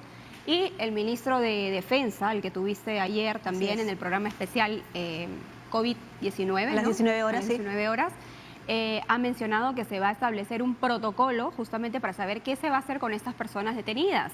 Entonces, lo más probable es que se apliquen sanciones concretas y ejemplares a partir de la semana que viene para todos aquellos que están rompiendo las reglas. Señores, esto no es broma. Esto no es broma, entonces hay que tomarlo en serio. Además, ha salido publicado el día de hoy el decreto supremo que crea el registro informático de incumplimiento de las medidas dispuestas en el marco del estado de emergencia nacional, ¿no? Así que, bueno, acá dice, ¿no? Voy a leerlo textualmente. Creas el registro informático de incumplimiento, el cual contiene la información de los o las ciudadanos peruanos, peruanas o extranjeros que incumplan con las medidas dispuestas en las normas legales antes citadas. La información contenida en el registro es remitida al Ministerio Público para que proceda de acuerdo a sus atribuciones. Esto nos hace entender que se vendrían denuncias penales y responsabilidades penales por asumir. Entonces, no es broma, no es que los van a llevar a la comisaría un ratito y luego los van a soltar. No, es que van a tener consecuencias penales que cada quien deberá afrontar. Así es, eso es en cuestión del padrón, pero también se está de alguna manera trabajando más en medidas restrictivas a la hora de hacer los operativos, sobre todo en lugares que son altamente peligrosos, ¿no es cierto?, donde hay más gente con problemas de drogadicción, en fin, lugares que son conocidos en las ciudades como zonas rojas.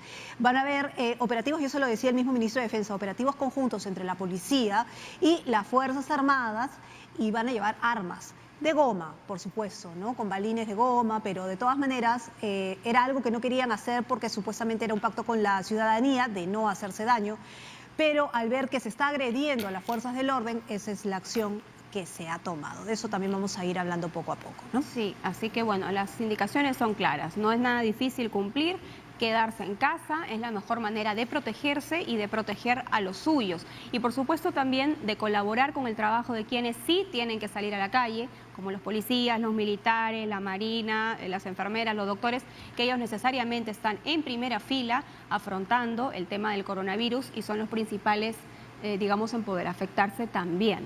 Entonces hay que tener en cuenta todo eso. Además de estar alejados de su familia, ¿no? Ellos ya quisieran también estar en cuarentena con su familia. Y llegar a casa, con lo que significa entrar a casa después de haber estado todo el día en contacto con muchísima gente, atendiendo en el caso de hospitales, ¿no es cierto? Las enfermeras llegan a casa y claro, hay una preocupación legítima también porque son seres humanos, son personas, ¿verdad? Entonces tienen vocación de servicio, pero también aman a sus familiares y no los quieren contagiar. Entonces la mejor manera es quédese en casa, haga caso, evítese problemas penales, no se vaya a fiestas, ¿no? No, pues, hemos visto que, bueno, el día de ayer, el ayer o anteayer, el Solano ha sido justamente también registrado, intervenido por esta situación. Entonces creo que más aún quienes tienen capacidad de llegar a mayor cantidad de gente son quienes deben dar el ejemplo. Bueno, mira, acá están llegando algunos twitters con información o pedidos. Liliana Trujillo, por ejemplo, nos ha escrito y ha dicho: hola, ¿podrían recordar el uso de movilidad particular? En Pueblo Libre salen familias completas. ¿Cómo que familias completas? Uno nomás puede salir a comprar y regresar a su casa a la cuarentena. Y ojo que la utilización del vehículo está restringido y la multa por salir con el carro, cuando usted no debe salir con el carro, supera los 6.000 soles. Además le quitan el brevete y la tarjeta de propiedad durante el tiempo que dure esta cuarentena. Además de las posibles situaciones penales que se puedan afrontar, como lo acabamos de leer, ya se está creando este registro de infractores, pero además información que va a ser derivada al Ministerio Público. Ahora, hay otro tema que me parece que es importante mencionarlo y es la línea 116, ¿no es cierto? Ya el presidente lo anunció ayer y también por parte del Ministerio de Transportes y Comunicaciones. Lo que se ha mencionado básicamente es que ya se han suspendido algunas líneas, ¿no? Y eso es temporal. también hay una multa de 2.100 soles, ¿no es cierto? Pero ojo, si sigue habiendo esta situación, también se está viendo la posibilidad de crear otro padrón para ver quiénes son los que siguen, insisten en estas llamadas falsas, para que también sean pasibles de un proceso más allá de administrativo, podría ser hasta penal, y quitarles la línea bastante tiempo, más que 30 días. Así que con cuidado allí.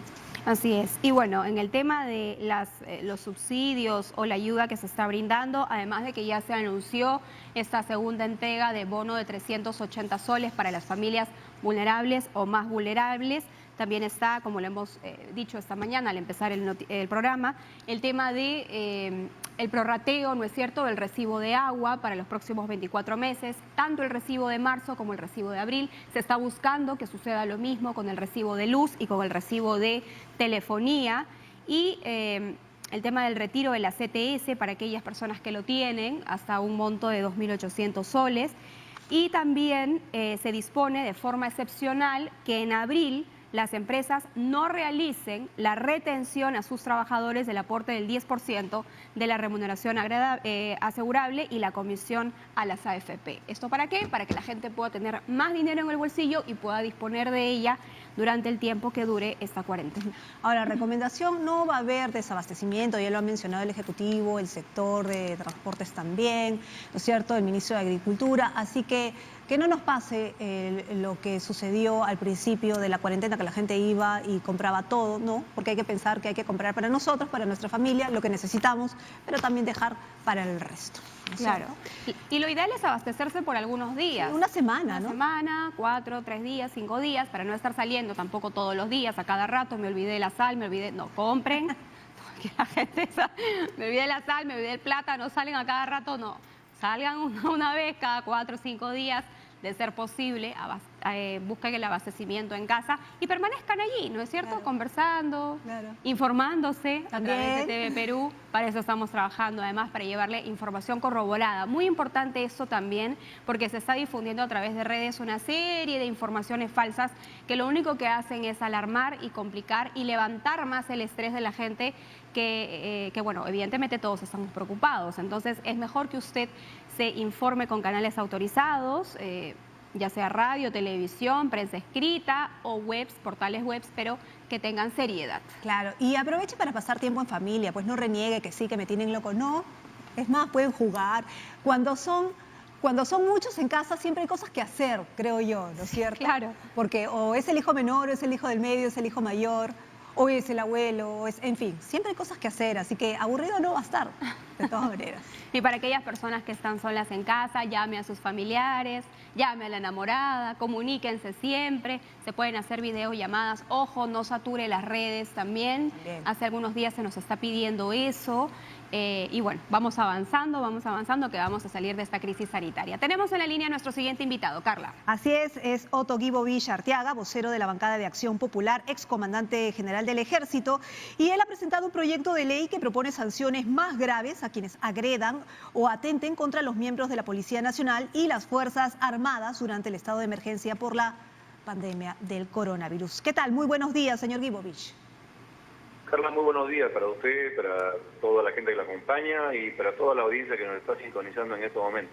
Muchas gracias por estar con nosotras. ¿Podría comentarnos los lineamientos de este proyecto de ley? Sí, es muy claro. Fíjate, en los últimos días habrán visto ustedes el caso del joven soldado en Puno, que mandó detenerse a un camión y fue atropellado, perdiendo la vida. El caso hace unos días de un capitán de la Fuerza Aérea también en Salara, que mandó alto a un motociclista y lo arrastró y casi le quita la vida. También recordarán cuando hubo un desalojo aquí en Lima, cuando algunos vándalos, al parecer contratados, atacaron a un policía a caballo y casi le quitan la vida, lo arrastraron por el piso. Yo creo que escenas como esas deben hacernos reflexionar en torno a la labor sacrificada, esforzada que hace la fuerza pública, me refiero a la policía y las Fuerzas Armadas, en estado de emergencia, en estados excepcionales. Entonces no es justo que a quienes nos cuidan no le demos el cuidado que merecen. ¿Y cuál es Hace la mucho propuesta? tiempo se viene... Correcto. ¿Y cuál es la propuesta en ese sentido? La propuesta es modificar algunos artículos del Código Penal y simplemente vamos a duplicar las penas. Yo prefería ser más drástico aún, pero estamos en un estado normal, en un estado de derecho, y hay una gradualidad también en las penas, y aquí se está pidiendo la duplicación de las penas en relación a lo que podría suceder en estado normal de derecho. Por eso, para ser más concretos, de años de cárcel, se incrementan los años de cárcel. Efectivamente, ¿Cómo actúa la flagrancia? Efectivamente, estamos buscando que se incrementen los años de cárcel, que puede llegar hasta 20 años en algunos casos, si es que el agredido, sea policía, soldado, oficial, suboficial, pierda la vida. ¿Cómo es posible, lo visto en Puno, por ejemplo, ¿no? ¿Qué consuelo le puede llevar a esa familia que encarga al ejército a su hijo para formarlo militarmente, para capacitarlo, y que salga a defender a la sociedad y un irresponsable asesino hoy día pueda pasar el camión por encima y le quite la vida? Eso no puede ser, y eso no merece 5 años de cárcel, ¿no? Yo creo que eso tiene que duplicarse, tiene que ser muy drástico, y que sea una forma disuasiva. Tú sabes que hay varias formas de cambiar los modelos mentales, ¿no? Uno es la educación, que puede tomar una generación porque hay que cambiar, romper modelos mentales. Y la otra es la contención. Tenemos que contener eso no puede seguir. Tenemos que entender, primero, que la autoridad se le respeta. Segundo, que la persona que, digamos, valga la redundancia, que personifica la autoridad, merece el respeto. Sin duda, pero... Tenemos que rescatar ese principio de autoridad, ¿no? Pero, general, ok, voy a ponerme como el abogado del diablo. Yo obviamente respeto mucho el trabajo que están haciendo las Fuerzas Armadas, porque además cuando yo me los he topado en pleno toque de queda han sido muy amables conmigo. O sea, yo no tengo por qué,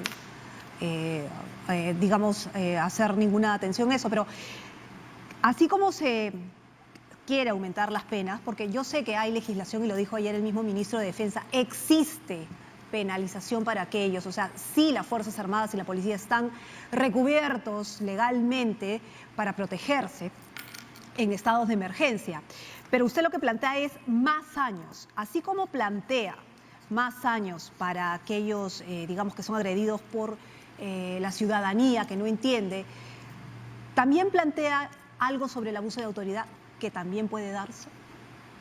Claro que sí, fíjate, los protocolos para comenzar en la Fuerza Armada y Policía Nacional son bien claros. Hace poco vimos el caso de un capitán. Hay protocolos claros al respecto y hay sanciones muy severas para la fuerza del orden, y eso no viene desde ahora, eso viene de la época de la lucha contra el terrorismo. Hay sanciones muy severas, y tú ves cómo ahora inclusive se exagera con los juicios y ahora todavía sigue gente procesada.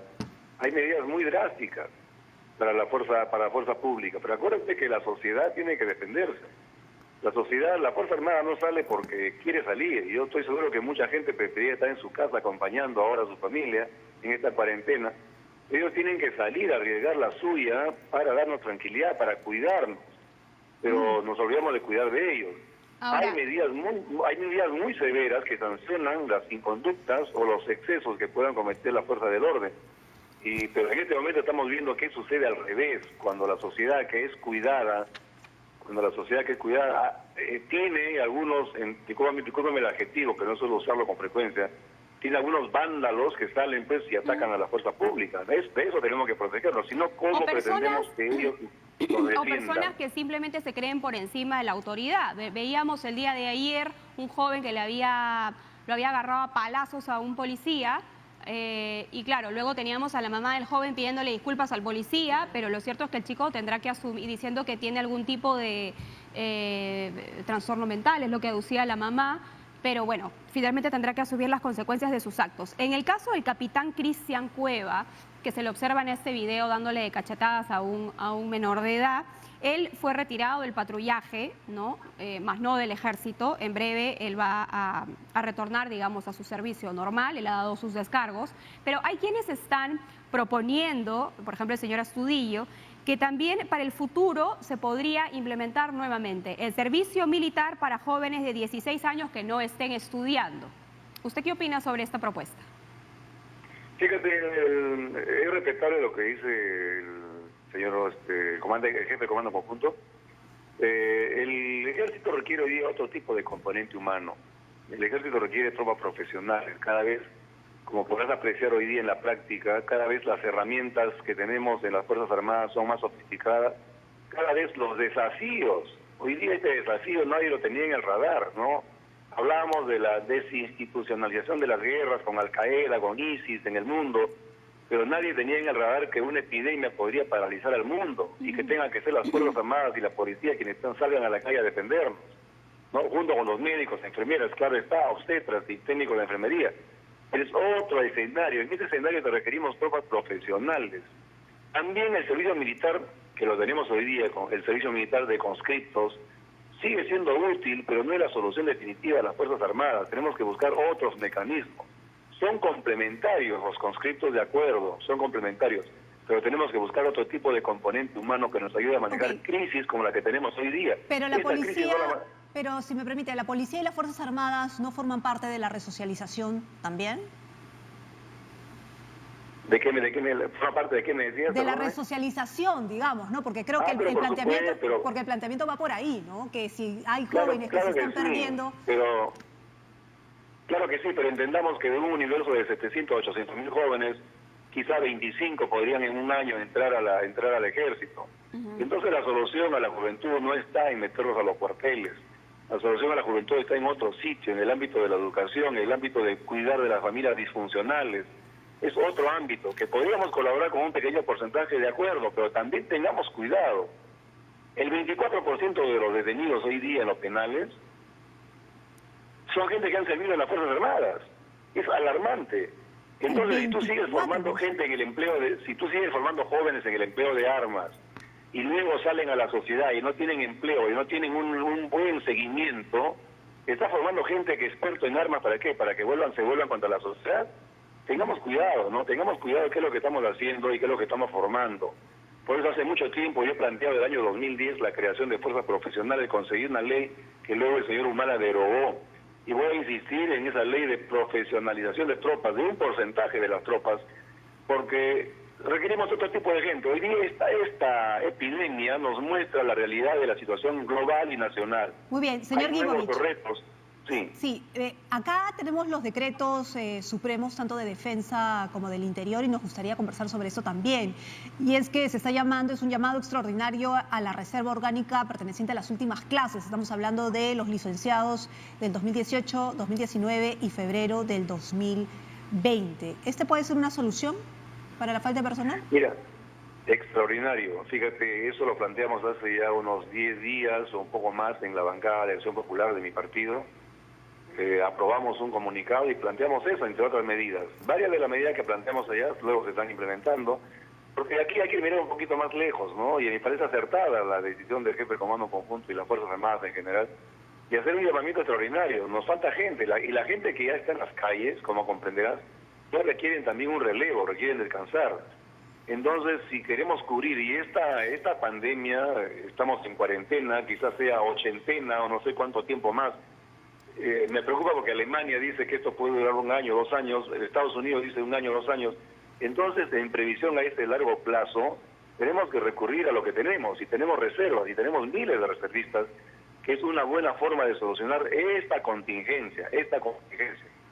Queremos más gente, y me parece, yo aplaudo la decisión del Ministerio de Defensa y del Comando Conjunto de hacer un llamamiento extraordinario de reservas, porque también acuérdense que los reservistas requieren equipamiento, requieren reentrenamiento para poder ir a cumplir con su función. Me parece muy acertada y yo lo felicito. Tenemos en pantalla justamente el decreto con este llamamiento. En el artículo 3 dice: duración del servicio de la reserva orgánica. La prestación del servicio de la reserva en el activo se iniciará a partir del 1 de abril del 2020 y tendrá una duración de 60 días, pudiendo ser prorrogado este plazo de acuerdo a ley.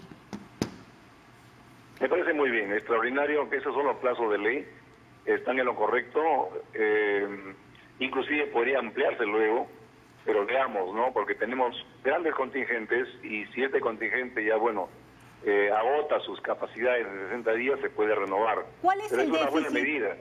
¿Cuál es el déficit que tenemos de las Fuerzas Armadas y la Policía? Porque para sacar reservistas es que, y usted mismo lo dice, ¿no? Que es necesario que también se vayan a descansar. O sea, tenemos déficit de Fuerzas Armadas, entonces. Claro que sí, o sea, fíjate que en este momento es una cobertura nacional. Nosotros hemos tenido combate contra el terrorismo, pero en áreas focalizadas, donde se emplean las Fuerzas Armadas y la Policía. pero este es un tema nacional y no es contra un enemigo focalizado tampoco como el terrorismo. Es un tema de gestión de la población a nivel nacional. Estamos gestionando más de 30 millones de peruanos a nivel nacional que cumplan con normas inusuales. O sea, esto nos ha venido a todos de sorpresa. Entonces, el manejo de todo el país en cuarentena, que nadie salga o que circulen con salvoconductos, es un tema que requiere un enorme despliegue de medios. Enorme despliegue de medios. Hay que multiplicar por 10 veces por lo menos lo que teníamos antes. Entonces, es muy necesario contar con reservas que complementen la tarea de los que ya están en el campo y que eventualmente puedan servir también de refresco para aquella gente que merezca un descanso, ¿no? Congresista, quisiera pasar al otro punto y tiene que ver con la delegación de facultades al Poder Ejecutivo. El Congreso de la República ha aprobado 10 de los 11 puntos que había enviado el Poder Ejecutivo, pero no ha sido así con el referido al control simultáneo o control concurrente que debería efectuar la Contraloría General de la República, justamente para fiscalizar las acciones de las entidades públicas en este estado de emergencia decretado en nuestro país. ¿Cuál ha sido la razón por la cual el Congreso le ha negado en este punto la facultad al Ejecutivo?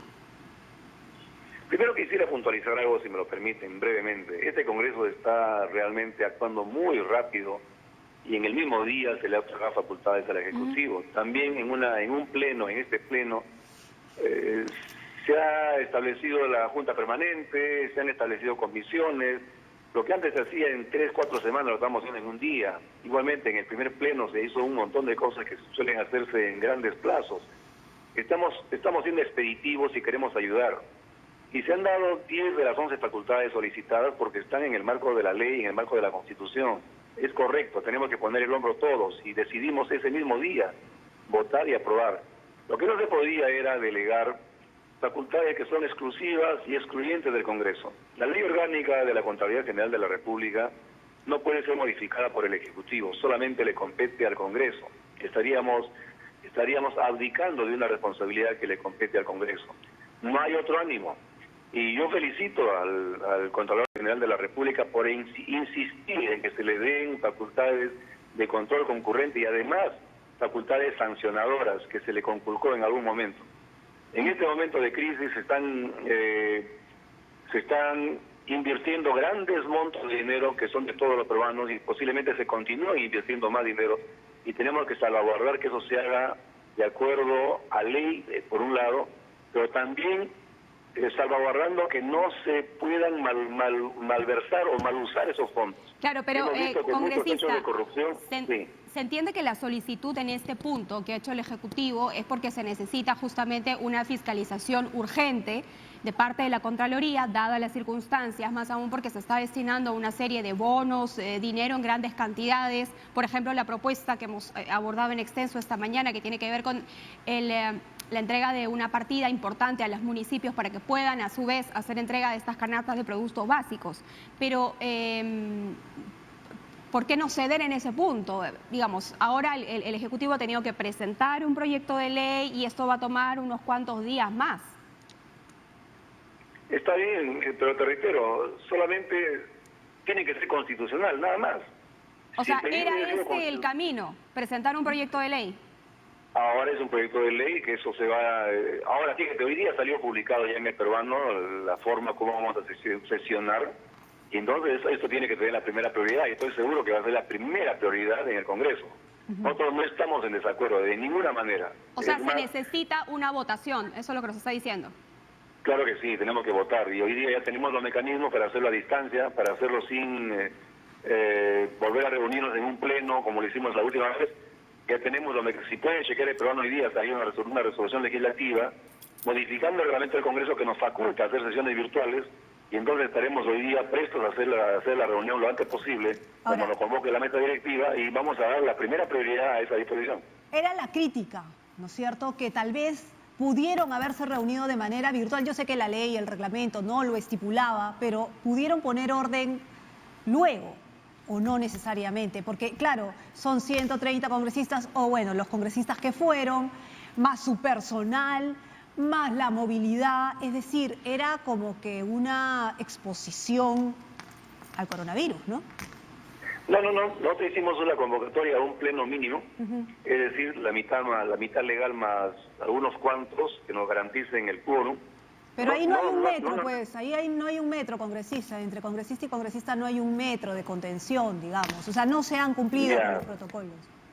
Bueno, de otro lado, debo decirte, y con todo respeto, sí, claro, que a mí yo también habría preferido quedarme en mi casa, ¿no? Y no salir, pero hay deberes que cumplir. Yo me pregunto qué habría hecho Miguel Grau en este caso, ¿se habría escondido o habría ido a pero hay opciones, congresista, hay opciones. Más allá de la ironía, más allá de la ironía, hay opciones como el Internet, hay tecnología. Por eso le decía desde un principio, el reglamento no lo contempla, pero en este caso no era mejor esperar, o sea, hacerlo de manera virtual también, lo que han hecho en manera presencial, pero hacerlo en virtual. Mira, te comento algo a propósito de lo que acabamos de mencionar. Hay una norma técnica peruana que hace alusión al ISO 22301, por el cual exigen que todas las instituciones del Estado tengan un plan de contingencia, tengan un plan para manejar emergencias y tener continuidad operativa. Resulta que el Congreso de la República no lo tiene. Yo he presentado ya un proyecto de reglamento muy breve para gestionarnos en casos de emergencia. ¿De qué manera el Congreso sí continúa operando en situaciones de emergencia? No lo teníamos. Es increíble que eso haya sucedido y que otras instituciones, que menciono uno, RENIEC, por ejemplo, ya lo tienen. ¿De qué manera continúas operando cuando hay emergencia? Pero el Congreso no lo tenía. O sea, entonces, ¿qué sucede? Tratamos de gestionarnos en emergencia empleando el reglamento normal, de Estado de Derecho normal. Entonces, no alcanza, no se puede, estamos forzando. Yo espero también que este nuevo reglamento que he presentado como proyecto de ley se apruebe a brevedad, porque requerimos tener flexibilidad, elasticidad, capacidad de reacción para hacer las cosas rápidas en caso de emergencia, pues no lo tenemos, esa es la realidad. Congresista. Entonces, no calza, ¿no? ¿Cuándo entonces podrían aprobar el proyecto de ley que determina que la Contraloría pueda justamente realizar este control? Entiendo que hoy o mañana debe salir la convocatoria de la mesa directiva y espero que el martes o miércoles tengamos aprobada las facultades al Contralor General de la República, porque entendemos que es vital, y él lo viene pidiendo no ahora, él lo viene pidiendo hace un año. Entonces nosotros en pocos días se lo vamos a dar. Pero también entiéndase el entorno, ¿no? El entorno. Nosotros tenemos limitaciones por la misma cuarentena, tenemos limitaciones de todo tipo y estamos haciendo los mejores esfuerzos para que esto salga. ¿Por qué no lo hicieron el año anterior? Bueno, la respuesta es obvia, pero ahora sí queremos hacerlo y con prontitud. Y quisiera que se entienda que estamos en una situación que también nos restringe. Y dentro de esas restricciones hacemos todo lo posible, pero esta norma particularmente para mí es muy importante y se la vamos a restituir las facultades en la brevedad posible. Espero que no sea más allá de martes o miércoles. Muchas gracias, congresista Otto Gibovich, vocero de la bancada de Acción Popular, hablando sobre distintos temas. Pausa. Regresamos con más en Diálogo Abierto.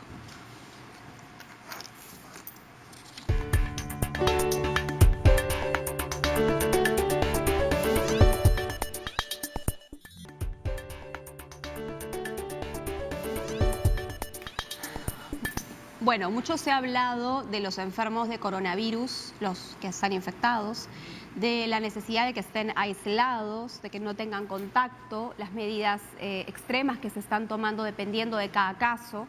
Y en ese sentido ha nacido una iniciativa en España, mi enfermera favorita, Esther, así se llama esta iniciativa, y lo que busca es justamente que estos pacientes tengan contacto con sus familiares a través de la tecnología, porque en general, Carla, es importante para una persona que esté enferma, más allá de la enfermedad que tenga, no perder el contacto, no perder los mensajes cariñosos, el aliento, el amor, que es finalmente lo que van a hacer que un paciente se recupere, cualquiera sea este mal. Y para eso vamos a conversar justamente con la promotora de esta campaña Cortando la Distancia en Madrid, España. Ella es mi enfermera favorita, Esther. ¿Cómo estás, enfermera favorita? Hola, chicas. Hola, Esther, ¿cómo estás? Gracias. ¿Cómo estás? Aquí la tenemos justamente en Skype. Bueno, ¿cómo nace esta iniciativa? Cuéntanos un poco, porque sabemos que España la está pasando bastante mal, la verdad.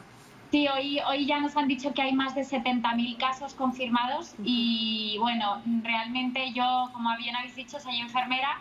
Estoy en primera línea trabajando y veía el sufrimiento no solo de los familiares, sino también de los pacientes, que muchos a lo mejor el ingreso les pilla en una situación que no tienen sus pertenencias y no tienen nada. Y hoy, por ejemplo, era mi día libre, he ido de voluntaria a un hospital de España para hacer estas videollamadas y me he encontrado con gente que llevaba 7, 8 días sin saber nada de su familia, sin haberles visto y sin haber escuchado su voz.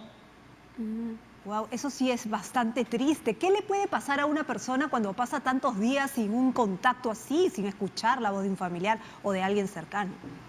Pues mira, realmente es que ya no es solo los familiares, nosotros vamos como vestidos de astronautas, como habréis visto en las fotos, y como los jugadores de fútbol nos ponemos el nombre o delante o detrás porque ni nosotros mismos sabemos quiénes somos. Entonces, una cosa que también hemos hecho es imprimirnos fotos nuestras para que los pacientes sepan por lo menos el rostro de la persona que les está cuidando.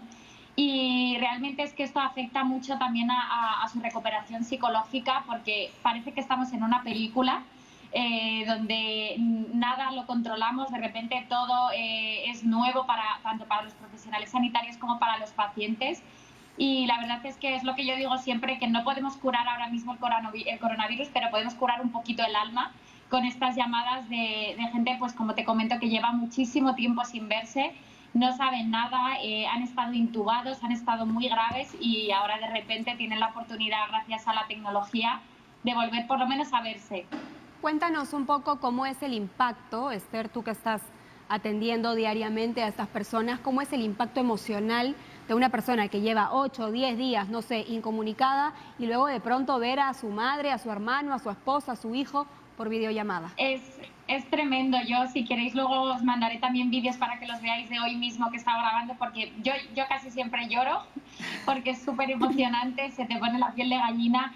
Y además es que para nosotros es algo relativamente fácil de hacer y para ellos lo significa todo.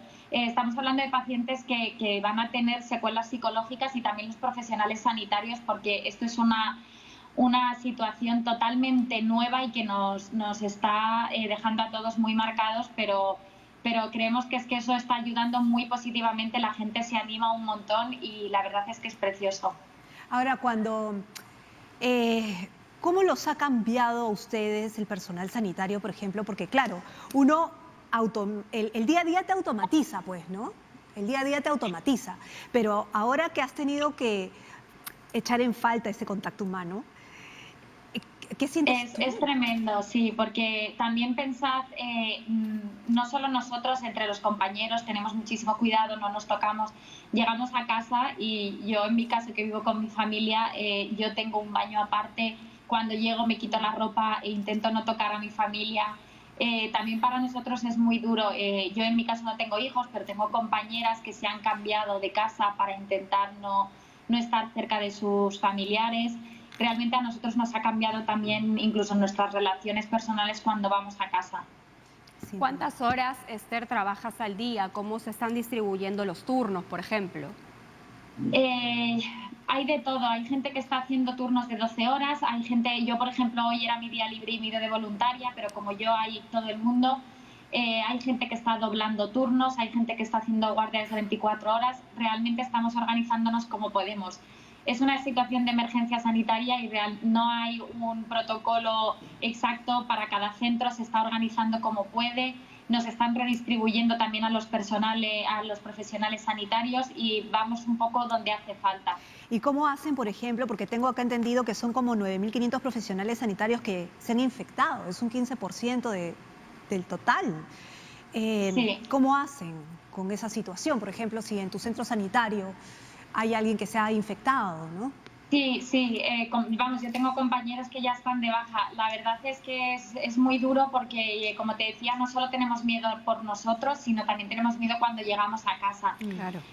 Aquí en España, en algunos sitios, no hemos tenido el material adecuado para atender a estos pacientes y hemos tenido muchísimos contagios, en parte debido a eso. Otra parte ha sido que esto nos ha pillado a todos de sorpresa realmente y es verdad que no todos los profesionales necesariamente se han contagiado trabajando, nos hemos podido contagiar en otros sitios, pero sí que es verdad que la falta de material ha sido algo muy importante para nosotros. Ahora, ¿cómo están haciendo con los dispositivos que se están utilizando para estos pacientes infectados? Porque, claro, cuando uno llega a casa nos dicen desinféctate, báñate. Nosotros también como periodistas que estamos saliendo, es una rutina parecida, ¿no? Llegamos a casa, ponemos la ropa en una bolsa, desinfectamos zapatos, nos bañamos, o sea, es todo un ritual. Un ritual, claro, y también desinfectamos los aparatos electrónicos porque hay que recordar que el virus se pega en la superficie. Entonces, ¿cómo están haciendo? Porque no sé si pasan el dispositivo de un infectado a otro o es que cada uno tiene uno. Bueno, realmente ahora mismo todos los que lo están utilizando están contagiados. Entonces, no hay tanto riesgo por esa parte porque ya sabemos que están contagiados. Claro. De hecho, son pacientes que han estado mucho tiempo ingresados por este motivo y precisamente por su aislamiento no se han podido comunicar. Y por otro lado, la gente se piensa que es un virus que va por el aire. No se transmite tanto por el aire, sino por las superficies. Son gotitas que caen. Entonces, mientras tengamos unas medidas adecuadas, no tendría por qué pasar nada. El dispositivo lo suele coger ya sea un auxiliar, un celador, una enfermera, un médico, quien quiera que pueda ayudar en ese momento y hacer esa videollamada. Intentamos que no lo toque nadie y después lo desinfectamos. Pero igualmente, como te digo, todos los pacientes que estamos atendiendo con esta iniciativa son ya contagiados. Claro. ¿Y quién está, digamos, proporcionando estos dispositivos? Pues yo lancé esta promoción, iniciativa el domingo y ya el lunes se pusieron en contacto muchísimas empresas.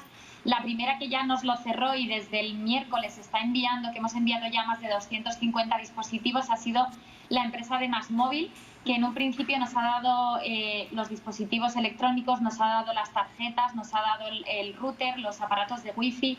Nos lo ha facilitado todo y lo estamos enviando. Estamos intentando, hemos tenido muchísimas peticiones, estamos intentando ir tramitando todas poco a poco porque es verdad que cada uno ahora mismo podría pedir una. Estamos por lo menos intentando confirmar que van a llegar a buen fin y las estamos enviando ya. Ahora, Esther, ¿cómo podemos nosotros los medios de comunicación acercar familias o acercarnos a la gente, ¿no es cierto?, como lo están haciendo ustedes con esas videollamadas? O sea, ¿cómo podemos, qué podemos decir? ¿Hay algún protocolo? Mira, yo creo que una iniciativa que puede ser muy bonita y se me ocurre ahora mientras me lo preguntas es que tanto familiares o pacientes que se animen a enviar vídeos de que están bien o abrir algún correo para que podáis ponerlos vosotros en contacto. Sí que es verdad que nosotros esto lo estamos haciendo no a muy gran escala porque yo al final soy una enfermera, yo trabajo, me encantaría dedicarme a esto el día entero, pero no puedo.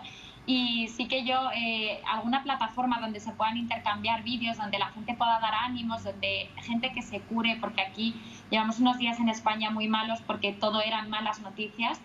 Y mi idea era un poco intentar marcar algo de luz, enseñar algo de buenas noticias, porque es verdad que hay muchos pacientes malitos, pero también hay muchos, y son más, que están saliendo adelante, que se están curando y que están volviendo a casa.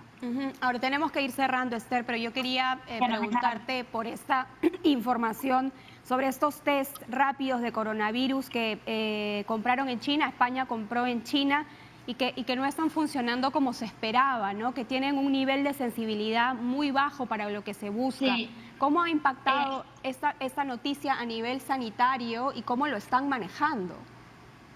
Sí, como bien dices, lo que yo por lo menos he podido leer es que la sensibilidad era del 30%, que para un test de este nivel es muy bajo. Y en los hospitales donde yo he tenido conocimiento lo que han hecho es ir haciendo a la vez uno de los que sí funcionaban con el otro para comprobar. Han visto que fallaba mucho y que daba muchos falsos negativos. Ahora mismo la situación en España es que supuestamente esos test se han devuelto y tienen que traer nuevos, pero la situación, yo en mi puesto de trabajo no tenemos test. Estamos tratando a la población por los síntomas, que realmente es lo más importante, porque ahora mismo en España todos somos potencialmente positivos, entonces las medidas son igual de estrictas para todos. Hay que señalar que los test rápidos han sido fabricados por la compañía china BioEasy, con sede en Shenzhen, uno de los polos tecnológicos del país asiático, y efectivamente, como nos está contando Esther, solo tienen un 30% de sensibilidad cuando deberían tener un 80% por lo menos para que el diagnóstico sea lo más certero. En este momento, entonces, ¿por qué? Porque es importante tener una dimensión real de contagio, ¿verdad? No solamente las medidas de aislamiento funcionan, sino también el poder el poder tener acceso para que más gente se haga estos test y justamente tener una información exacta y trabajar en ese sentido. Esther, muchas gracias por esta comunicación desde España y por supuesto nuestra felicitación. Chao, felicitación, muchas fuerzas también. Fuerza. Y nada, el mundo entero está unido para salir de esta situación. Muchas gracias. Bueno, era mi enfermera favorita, Esther, en la promotora, en la campaña Cortando la Distancia. Y sí, pues también tratemos de acortarla nosotros, ¿no es cierto? Así que un abrazo para todos. Una pausa, volvemos.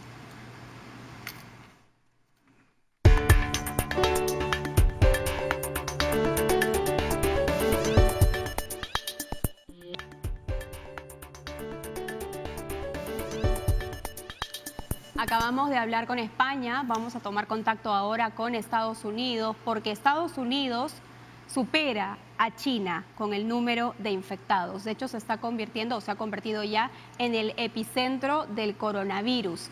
Hay algunos lugares que están tomando medidas más drásticas que otras, por ejemplo, Nueva York, donde se les ha dicho a la gente no salgan de sus casas, pero no sabemos si existe realmente una estrategia nacional emprendida por el presidente Donald Trump. Así es, bueno, él lo que ha mencionado es que los estados federados tienen que tomar sus propias precauciones también, de alguna manera, pero bueno, hay estados que se han demorado en tener un estado de emergencia. Pero justamente nuestro compañero Gerardo Reinas se encuentra allá, así que ¿quién mejor que contarnos cómo se encuentra Estados Unidos y cómo está reaccionando ante las últimas cifras? Gerardo, ¿cómo estás? Muy buenos días, bienvenido. Hola, Gerardo. Muy buenos días, Carla, Perla. Aquí son las 7:52 de la mañana.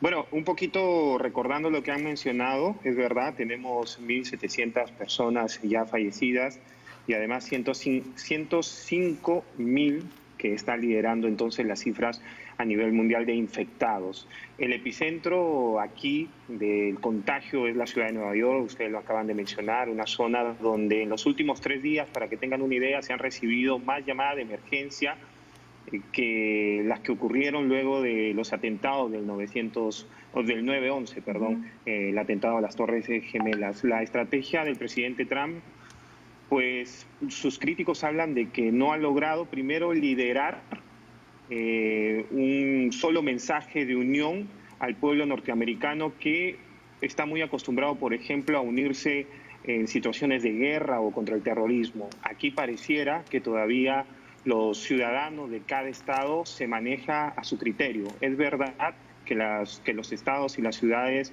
donde el coronavirus registra más contagiados han tomado medidas, el llamado distanciamiento social o las recomendaciones constantes de permanecer en casa y solo mantener los negocios llamados esenciales abiertos. Sin embargo, al no haber una restricción efectiva, por ejemplo, a nivel policial, las personas tienen la libertad al final de salir a las calles y lo están haciendo, y es por eso que en estados como California la cifra de contagiados aumenta. Las medidas que ha tomado el presidente Trump, bueno, ayer ha sido un día histórico a nivel económico para luchar contra los efectos devastadores del coronavirus aquí en los Estados Unidos, aprobándose este paquete de más de $2 billones que, por ejemplo, inyecta dinero directo a los ciudadanos norteamericanos. Cada familia tradicional, es decir, de padre y madre y 2 niños menores de edad, podría recibir hasta $3.400. Sin embargo, el tema es cuándo llegará este dinero. El presidente habla de que podría llegar el 6 de abril. Sin embargo, para los especialistas parece esto inviable, teniendo en cuenta que recién podría llegar en el mes de mayo. Y ahí también abarcamos otros temas, Carla y Perla, como por ejemplo que este gran paquete excluye a los casi 11 millones de indocumentados que hay en este país, indocumentados que además aportan al año más de 10.000 millones en impuestos, pero que no recibirán ninguna ayuda y son los más afectados, entre ellos la comunidad peruana. Sin duda. Ahora, ya que mencionas a la comunidad peruana, ¿cuál es el registro? ¿Hay algún registro respecto a lo que está sucediendo justamente con ellos, específicamente? Bueno, lo que podemos decir es que de seguro, o sea, por seguro, hay más de 1.000 peruanos varados en este momento en los Estados Unidos queriendo regresar al Perú. Solo en el norte de California, que también incluye lo que es el estado de Washington, de Portland, de Nevada, de Hawái y Alaska. Todo eso bajo la jurisdicción del Consulado de Perú en San Francisco. Hay más de 700 compatriotas esperando tomar un vuelo para Lima, varados. Ahora, el consulado está haciendo lo posible para auxiliar con medicinas y atenciones médicas, aparte de este grupo, teniendo en cuenta que al menos hay 80 personas de avanzada edad. Por otro lado, Perla y Carla, lo que les puedo contar sobre la colonia peruana es que está bastante asustada. Yo mismo tengo muchos conocidos y amigos que han decidido permanecer en casa, algunos obligados, teniendo en cuenta que han perdido sus trabajos. Pero ayer revisaba una información, por ejemplo, qué pasa al verse tan afectados y no haber un rescate económico para los indocumentados. En el caso de México, al menos 2 millones de mexicanos van a dejar de recibir remesas en sus países. En Perú entendemos que no hay esa cifra, pero también la economía de las familias en Perú se va a ver afectada con esta situación. El alcalde de Nueva York, ha pedido que los ciudadanos literalmente se encierren en sus casas y no salgan.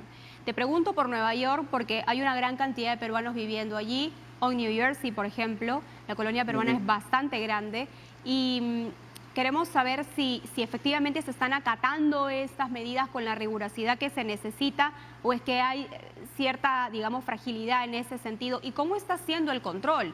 Porque podemos cotejar ambos países, la situación de Perú y de Estados Unidos respecto a lo que estamos viviendo aquí también y hacer una comparación. Hay un toque de queda, no podemos salir, si salimos nos detienen o nos ponen una multa. Controles bastante estrictos pero necesarios.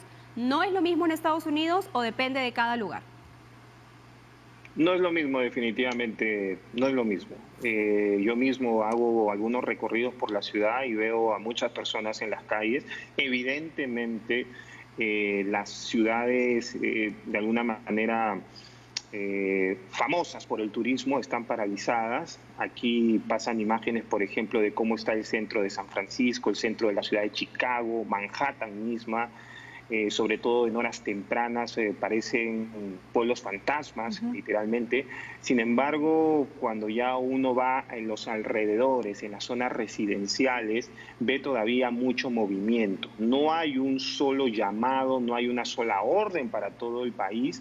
Repito, la crítica es hacia el presidente Trump y tal vez hacia las autoridades en general de no poder generar esa conciencia necesaria. Yo conversaba ayer con un ciudadano norteamericano y él trataba de explicarme por qué la gente no está haciendo caso todavía. Y aquí en este país se tiene una idea muy fuerte de la libertad, ¿no? Que mientras no exista una orden clara, ellos son libres de hacer las cosas. Entendemos, sí, Perla y Carla, que en ciudades donde el coronavirus está muy presente hay temor y por eso la gente evita salir de las calles. Pero hay condados más pequeños, alejados de estas ciudades emblemáticas ahora por el coronavirus, que realmente hacen su vida bastante normal. Yo que recorro un poco las calles, repito, en los parques están reunidos. Las autoridades han cancelado la zona de parqueos, las playas de estacionamiento, pero eso no impide que la gente pueda incluso salir a hacer footing. Ahora, Gerardo, sí, justamente sobre eso. Una cosa es Trump, que no ha logrado unificar, digamos, al país. Pero, digamos, la constitución del país, de Estados Unidos al Perú, es totalmente distinta. Allá existe una cosa que se llama Estados Federados, donde sus autoridades tienen otro tipo de instancia. El mismo alcalde de Nueva York fue uno de los primeros en declarar estado de emergencia y los mismos ciudadanos ni se habían enterado, pero fue uno de los primeros, digamos, primeras autoridades en Estados Unidos en hacerlo. ¿Por qué no las autoridades de cada estado federado toman posición respecto al coronavirus? ¿Pueden? Bueno, sí se puede, evidentemente. Por ejemplo, la policía, para que tengan una idea, aquí la policía depende del alcalde local, ¿no? De cada localidad. Entonces, si todos se ponen de acuerdo, podría haber una unificación de medidas. Sin embargo, me parece que el problema a nivel sociológico se basa en lo siguiente. La situación de Nueva York, de California y de Washington es muy diferente a la que se puede vivir en estados más alejados, si se quiere decir, del turismo. Hay estados que definitivamente los 50 estados de este país ya presentan casos de coronavirus, pero también lo podemos ver que en otros países como en México recién el presidente ha tomado un mensaje de guardar distancia. Entonces aquí también los estados, que serían las regiones en el Perú, son bastante independientes a veces en estas medidas. Y el presidente Trump pareciera que está enfocándose en lo que está ocurriendo en los estados con mayores emergencias, como es Nueva York, California y Washington, con los cuales tampoco se lleva muy bien. Este es un tema también político.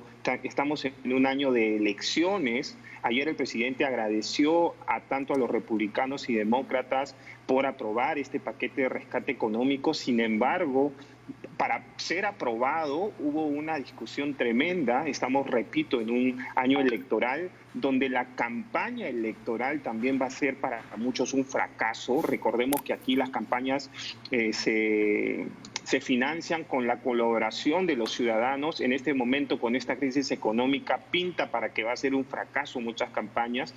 Así es que lo que sí se puede creer es que cada ciudad, cada estado, si es posible, podría empezar a tomar sus medidas. Aquí en California no hay esa prohibición. Sin embargo, por ejemplo, muy cerca donde yo vivo, la otra vez un amigo fue detenido por un policía, o mejor dicho, intervenido por un policía como una manera de tener un impacto de presión para que vuelva a su casa, pero no están deteniendo. Esta es una situación todavía diferente a la del Perú y por eso tal vez nos estamos convirtiendo en el país con más infectados todavía allá en el mundo. Muy bien, Gerardo. Gracias. Mil gracias por habernos contado todo esto y obviamente lo único que podemos decirte es que te cuides mucho, por favor, guarda la cuarentena y si vas a salir con mucho cuidado, por favor. Mucho cuidado. Muchas gracias a nuestro colega Gerardo Reina Peralta, periodista peruano en los Estados Unidos. Terminamos con las cifras más recientes. 615.519 personas se han contagiado con el nuevo coronavirus a nivel mundial, que ya deja más de 28.717 muertos en todo el mundo. Esto según la Universidad de Johns Hopkins. Estados Unidos, como le acabamos de presentar, tiene la mayor cantidad de casos, con más de 105.000. Y, bueno, cuarentena global. Casi un tercio de la población mundial se encuentra bajo restricciones relacionadas al coronavirus. Por favor, quédese en casa. Así es. Nos vemos el sábado. Cuídese mucho. Chao.